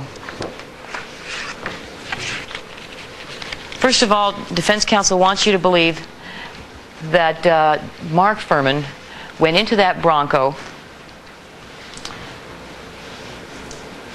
and that's why he was able to describe blood inside the Bronco that couldn't be seen on the outside of the Bronco. And let me just make a logical point to you. If he was in that Bronco doing all these nefarious things, why would he then go out and describe what he saw when he was in the Bronco doing these nefarious things, doing these bad things? He wouldn't admit to knowing anything about the inside of that Bronco. He wouldn't admit to making detailed observations of blood that's inside the Bronco. That's just a logical point. But there's more. The defense would have you believe that the extra 4 allele on the PCR testing they found on the steering wheel comes from Mark Furman. Now, defense counsel has made many, many requests, many of them. One of them was to get the officer's hair to eliminate from the Rockingham glove. And we did it. We got hair standards. Record, counsel. Proceed. It was a request. No, it wasn't. Proceed. We got hair standards from all of the officers. No problem, counsel. Let's go look. And we did. And Mark Furman and all the other officers were eliminated from that Caucasian hair on the Rockingham glove. A similar request could have been made for the blood of Mark Furman. And it was not. And had it been asked, it would have been done. And that their requests have been honored. Had they made one, they could have been done. Counsel, move on. Now, with respect to the cell phone cut, I want to make a point on that. Where's that board?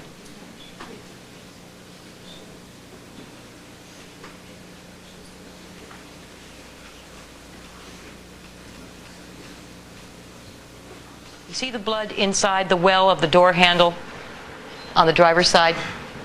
Inside? Okay, that's an important blood spot.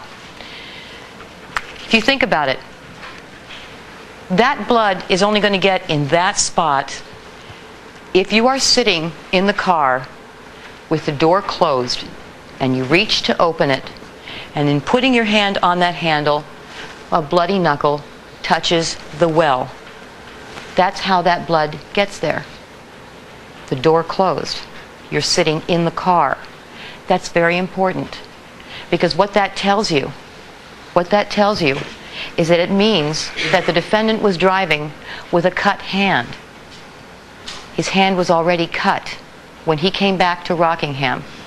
When he opened that door, that knuckle was cut. It was cut at Bundy.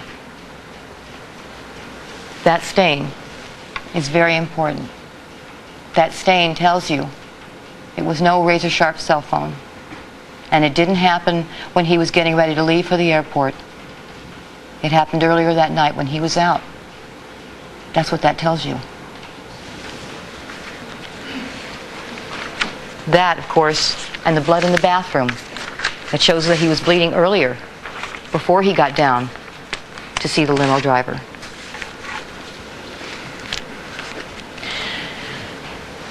Now, the allegation made about the blood on the console.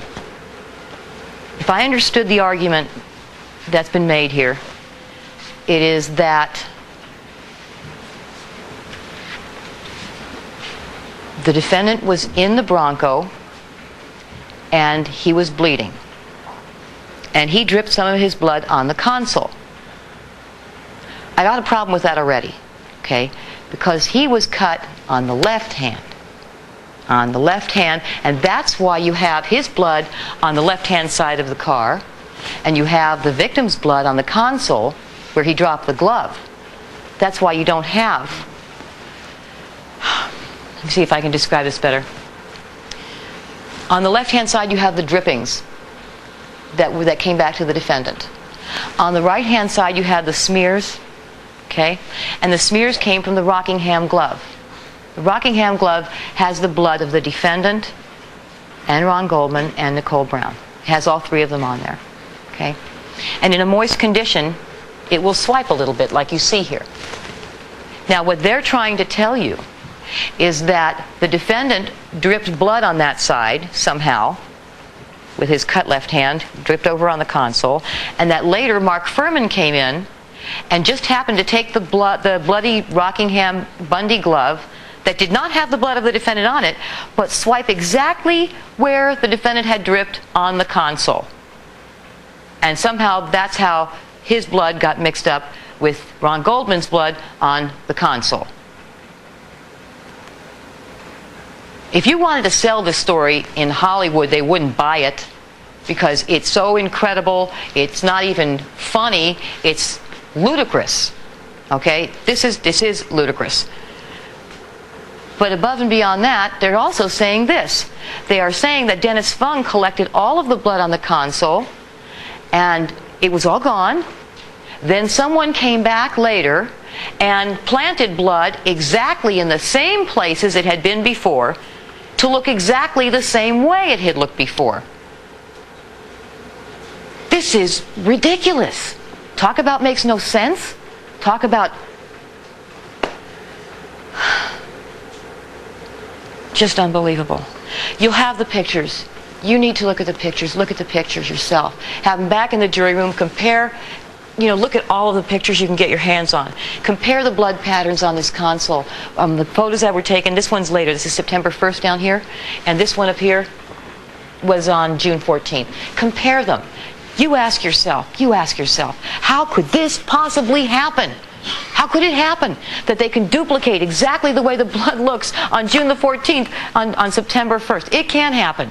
But you need to go back and look at it. You need to get your hands on this stuff yourselves and talk about this, because this is so far beyond the pale that only you're seeing yourself and holding this in your hands is believing that they're actually saying this to you.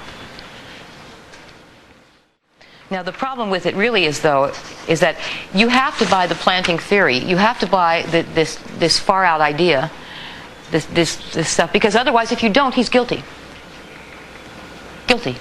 He's got Ron Goldman's blood in his car. What's it doing there? That's it.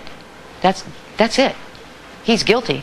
So they have to find an excuse. And that's why you have this flailing about. You have contamination, you have planting, you have contamination and planting and or planting. You've got everything to explain it all away.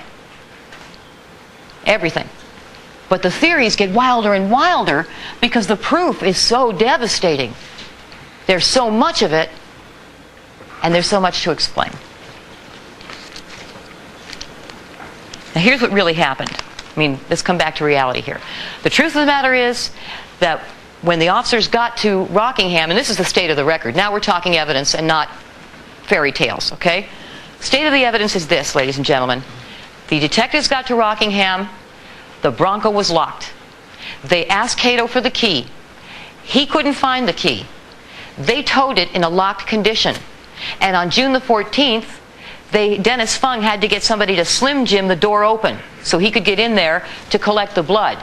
That's the evidence. It's not nearly as exciting. It's much more boring, but it's the truth. It's the truth. That's what happened. And so they never did, by the way, lock the car again because they didn't have the keys. And that's why you had all that testimony about the car sitting there at Bertel's and people able to open the door. They couldn't lock it because if they did, they couldn't open it again. They'd have to Slim Jim it. That's the state of the record. That's the truth. And by the way, the blood that was collected that's shown here in the bottom photograph that has the number 26 on it on this exhibit, that blood was collected and sent directly to the Department of Justice. It didn't go through that cesspool they want to call the LAPD. It went straight up to DOJ. And it was tested, and it came back with the RFLP result of Ron Goldman and the defendant.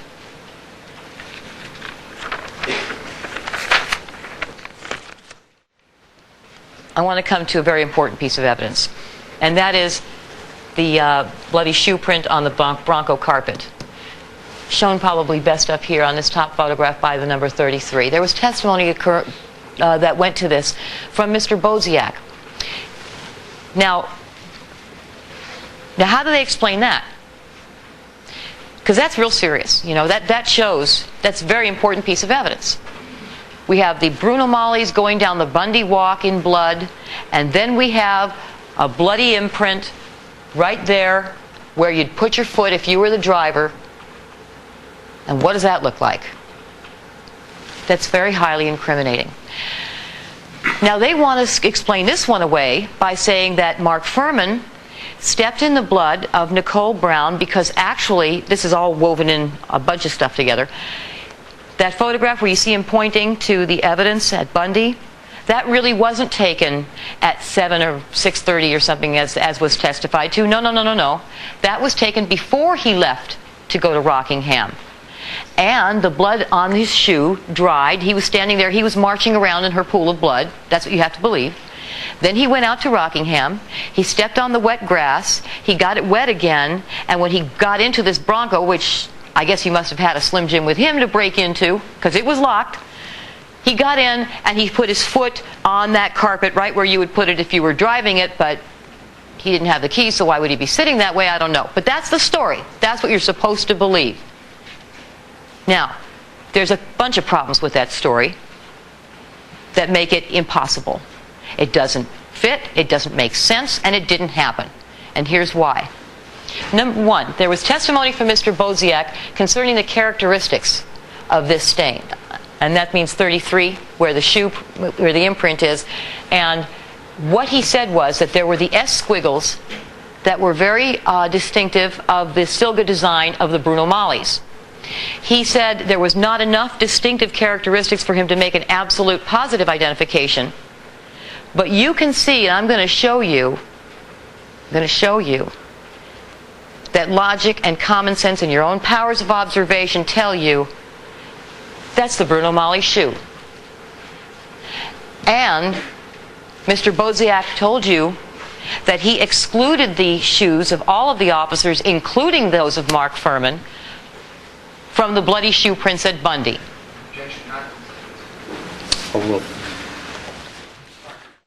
Here was the testimony of Agent Boziak, page 32, 738.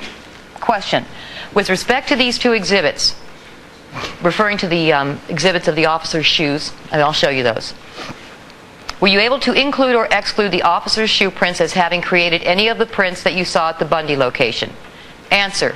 I was able to exclude those officers' footprints as having made any of the distinguishable Silga design that I pointed out previously this morning.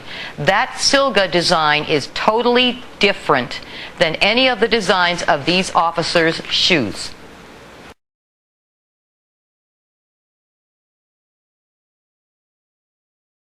And Ms. Clark, you may conclude your summation. Thank you, Your Honor. Almost done. Okay, let me correct one thing. With respect to on the steering wheel, the 4 allele, I'm informed by Mr. Harmon that we have not provided PCR results on the investigating officers. I would also remind you, ladies and gentlemen, that I think even Dr. Gerdes conceded that the 4 allele that was found on the steering wheel of the Bronco could have come from anyone driving the car. And as you know, there was testimony concerning other people driving the car. I think it was a housekeeper or something. Gigi also drives the car. So, I was going to tell you about the border and the imprint on the carpet, okay? And I want to show you this. First of all, let me show you Mark Furman's shoe, the one that was excluded that he wore that night when he was at Bundy. It was excluded as having been a Bruno Magli by Mr. Boziak. And here's the bottom of his shoe.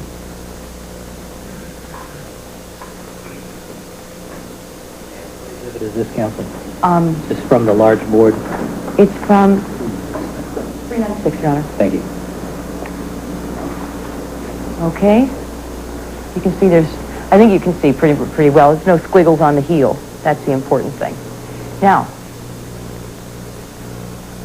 what I'm going to ask for Mr. Goldberg to help me out here because he knows this better.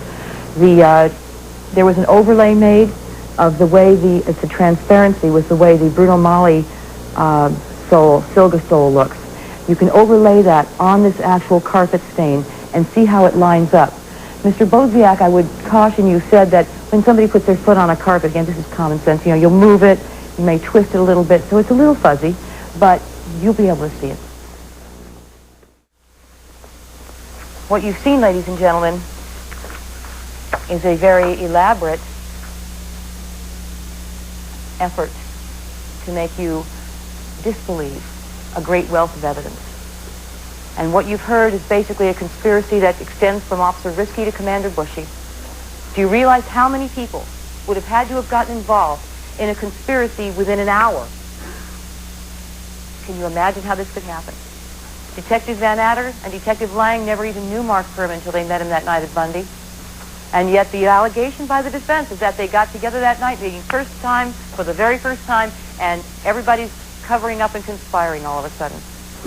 Impossible. Not only that, but there are other people involved as well, people we don't even know who they are, according to the defense, who are willing to get involved in this. You realize how many people have to be involved? I mean, it boggles the mind. We don't even know who they're talking about. But that's the contortion you have to go through to believe in this conspiracy theory. That's the contortion you have to go through to step away from the very obvious truth that you can see when you look straight on and clear-eyed at this evidence. If you look at it straight on, you can see the truth. It's very clear, and it's very obvious. Mr. Simpson committed these murders, ladies and gentlemen. We don't like it, and it's hard, but it's true. Now, I have one more exhibit I'd like to show you. And this exhibit is entitled Unrefuted Evidence. And I think that this will bring home to you the power of the evidence in this case.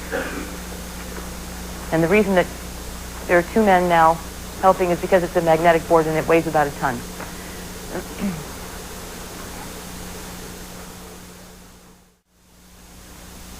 As we've already established, between 9:36 and 10:53, the defendant's whereabouts are unaccounted for. No dispute about that. Nobody's contradicting that. Cato Kalin saw the defendant wearing a dark sweatsuit at 9:36. No contradictory testimony about that. Charles Cale did not see the Bronco on Rockingham when he walked his dog between 9:30 and 9:45. No witness came forward to dispute that either. The defendant tried to call Paula Barbieri on his cell phone from the Bronco at 10:02, 10:03. There is no contradictory testimony as to that fact. Alan Park did not see the Bronco on Rockingham at 10:22 or 10:30. No witness came forward to contradict his testimony. Alan Park buzzed the intercom at Rockingham at 10:40, at 10:43, and at 10:49. There was no answer. No testimony contradicts that. A white, very light-colored Bronco-type vehicle observed at Bundy and Dorothy after the murders occurred. That was the testimony of Mr. Heidstra. Testimony that was not contradicted. Overruled, counsel. Counsel, that objection has been made. It's for the record. Thank you. Cato Kalin heard the 3 thumps on his wall at 10:51 or 10:52. That testimony is uncontradicted. Let me make one further point about that. An argument has been made to you, ladies and gentlemen, that somehow that those thumps were a signal. That is not what Cato said. That is not what he said.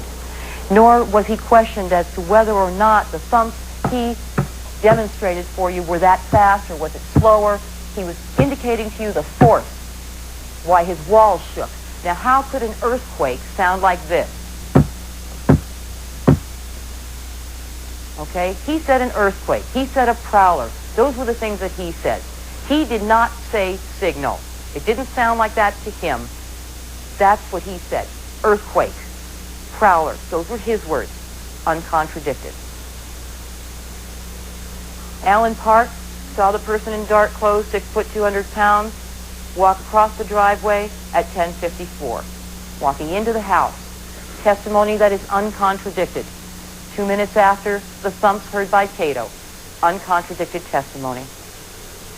And at 10:55, when Alan Park got out of his limo to go and buzz the defendant finally answered. That testimony, ladies and gentlemen, is uncontradicted. What that testimony proves is not only that the defendant was not home, but it proves he was not sleeping, and it proves that he lied about it to create the impression, to create an alibi for himself. You don't need to do that unless you've been doing something you need to have an alibi for, unless you've been doing something that you need to hide.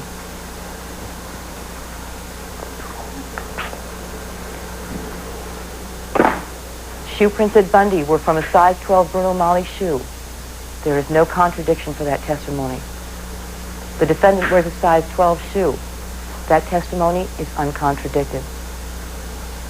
The bloody shoe impression on the Bronco carpet is consistent with the Bruno Magli shoe. That testimony is uncontradicted. That's the one we just showed you.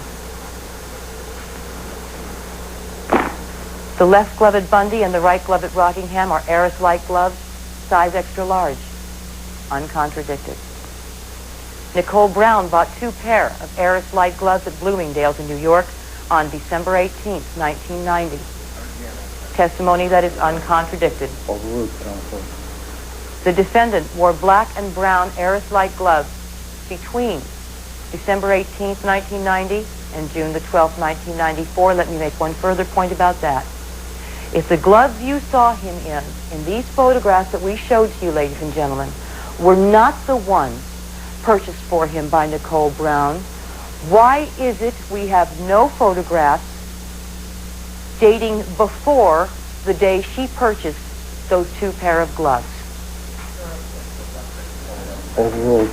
It's a fair inference from the evidence, counsel. Which only shows, ladies and gentlemen, and highlights one further point for you. Where are they? If they are not the gloves you have here in court, where are they? They are here. Overruled, counsel. The killer dropped blood to the left of the shoe prints at Bundy. That's testimony that is uncontradicted. The defendant had fresh cuts on his left hand during the week of June the 13th, 1994. Uncontradicted. A blood drop on the Bundy trail was typed the same as the defendant's, and this is the conventional serology I was telling you. This is the PGM typing that they did, not the DNA. This is uncontradicted. No one contradicts the accuracy or the integrity of that. No one claims that that's the product of contamination. Overruled, counsel.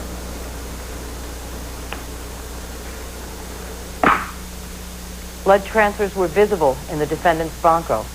Don Thompson, Officer Don Thompson, who was at Rockingham that morning, said he saw blood in the Bronco.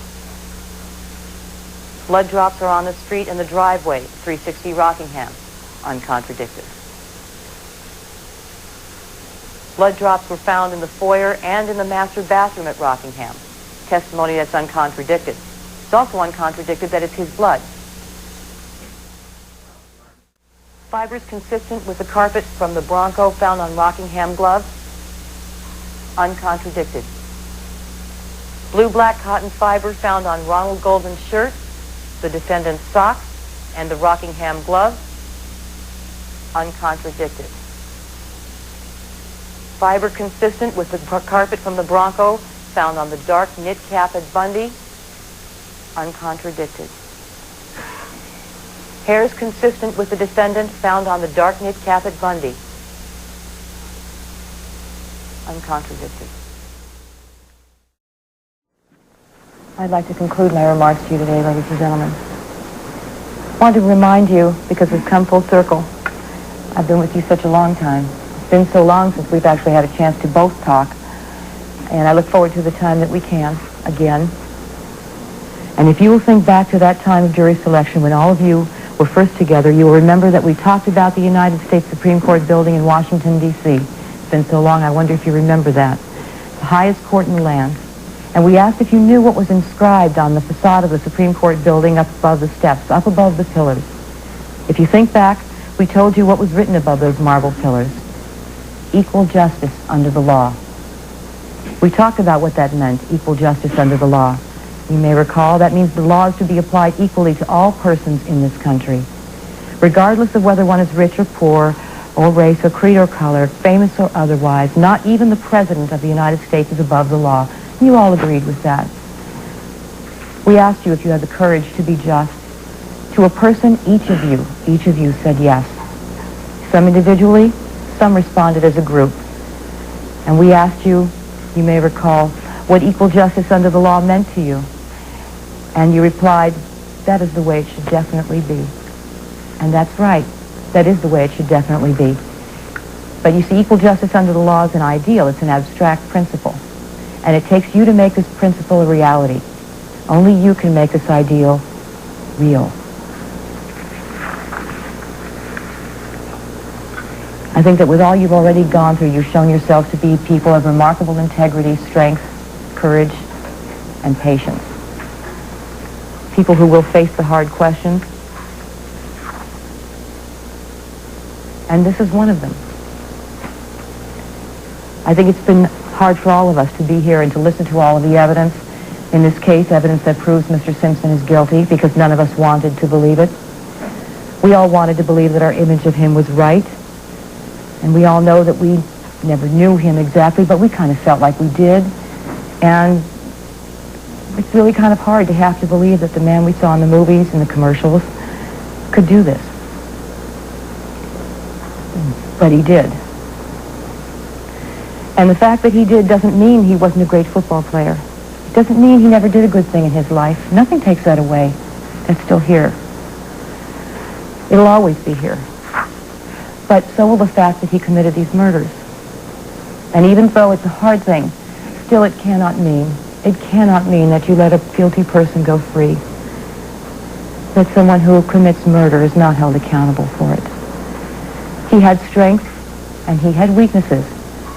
And it's his weakness that brought us here today. And it's his weakness That's why we're here, and Ron and Nicole are not. And the defense would say no motive. No motive. It's one of the oldest motives ever known, ladies and gentlemen. Anger, fear of abandonment, jealousy, loss of control of Nicole and of himself. Usually I feel like I'm the only one left to speak for the victims, but in this case, Ron and Nicole, they're speaking to you. They're speaking to you. And they're telling you who murdered them. Nicole started before she even died. Remember back in 1989, she cried to Detective Edwards, "He's going to kill me. He's going to kill me." The children were there. 1990, she made a safe deposit box, put photographs of her beaten face and her haunted look in a safe deposit box along with a will. She was only 30 years old. How many 30-year-olds you know do that? A will, a safe deposit box? It's like writing, "In the event of my death." She knew. He's going to kill me. 1993, the 911 tape. Children were there. He was screaming, she was crying, and she was frightened. I think the thing that perhaps was so chilling about her voice is that sound of resignation. There was a resignation to it. Inevitability. She knew she was going to die. And Ron, he speaks to you in struggling so valiantly. He forced his murderer to leave the evidence behind that you might not ordinarily have found. And they both are telling you who did it with their hair, their clothes, their bodies, their blood. They tell you he did it. He did it. Mr. Simpson, Orenthal Simpson. He did it. They told you in the only way they can. Will you hear them? Or will you ignore their plea for justice? Or as Nicole said to Detective Edwards, you never do anything about him. Will you? I want to play something for you, ladies and gentlemen. It puts it all together.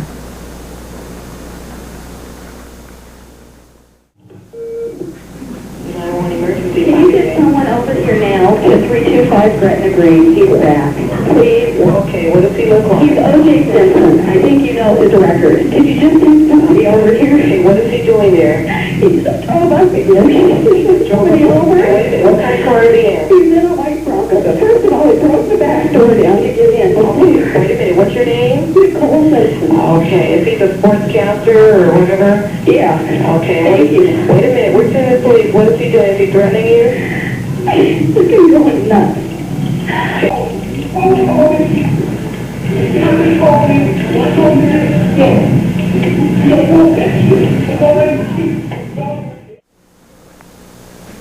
don't have to say anything else. Ladies and gentlemen, on behalf of the people of the state of California, because we have proven beyond a reasonable doubt, far beyond a reasonable doubt, that the defendant committed these murders, we ask you to find the defendant guilty of murder in the first degree of Ronald Goldman and Nicole Brown. Thank you very much. All right, ladies and gentlemen, thank you for your patience. I have just a few final instructions that I need to give to you before you start your deliberations on this matter. The people and the defendant are entitled to the individual opinion of each juror. Each of you must consider the evidence for the purpose of reaching a verdict if you can do so. You shall now retire and select one of your number to act as foreperson. He or she will preside over your deliberations. In order to reach verdicts, all 12 jurors must agree as to the decision and as to any finding you have been instructed to include in your verdict.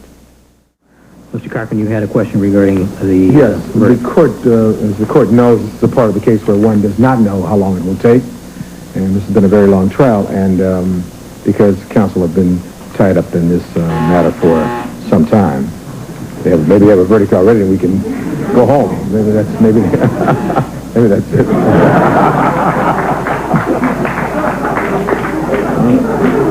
maybe the question will be moot.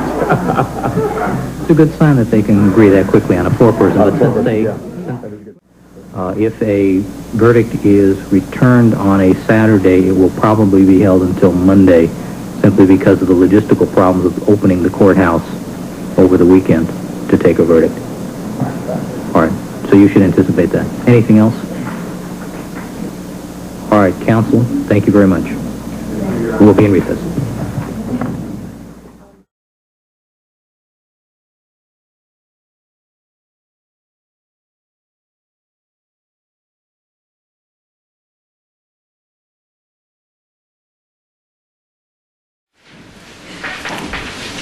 All right, Mr. Simpson, would you please stand and face the jury? Mrs. Robertson. Superior Court of California, County of Los Angeles, in the matter of the people of the state of California versus Orenthal James Simpson, case number BA097211. We, the jury, in the above entitled action, find the defendant Orenthal James Simpson not guilty of the crime of murder in violation of Penal Code Section 187A, a felony upon Nicole Brown Simpson, a human being, as charged in count 1 of the information.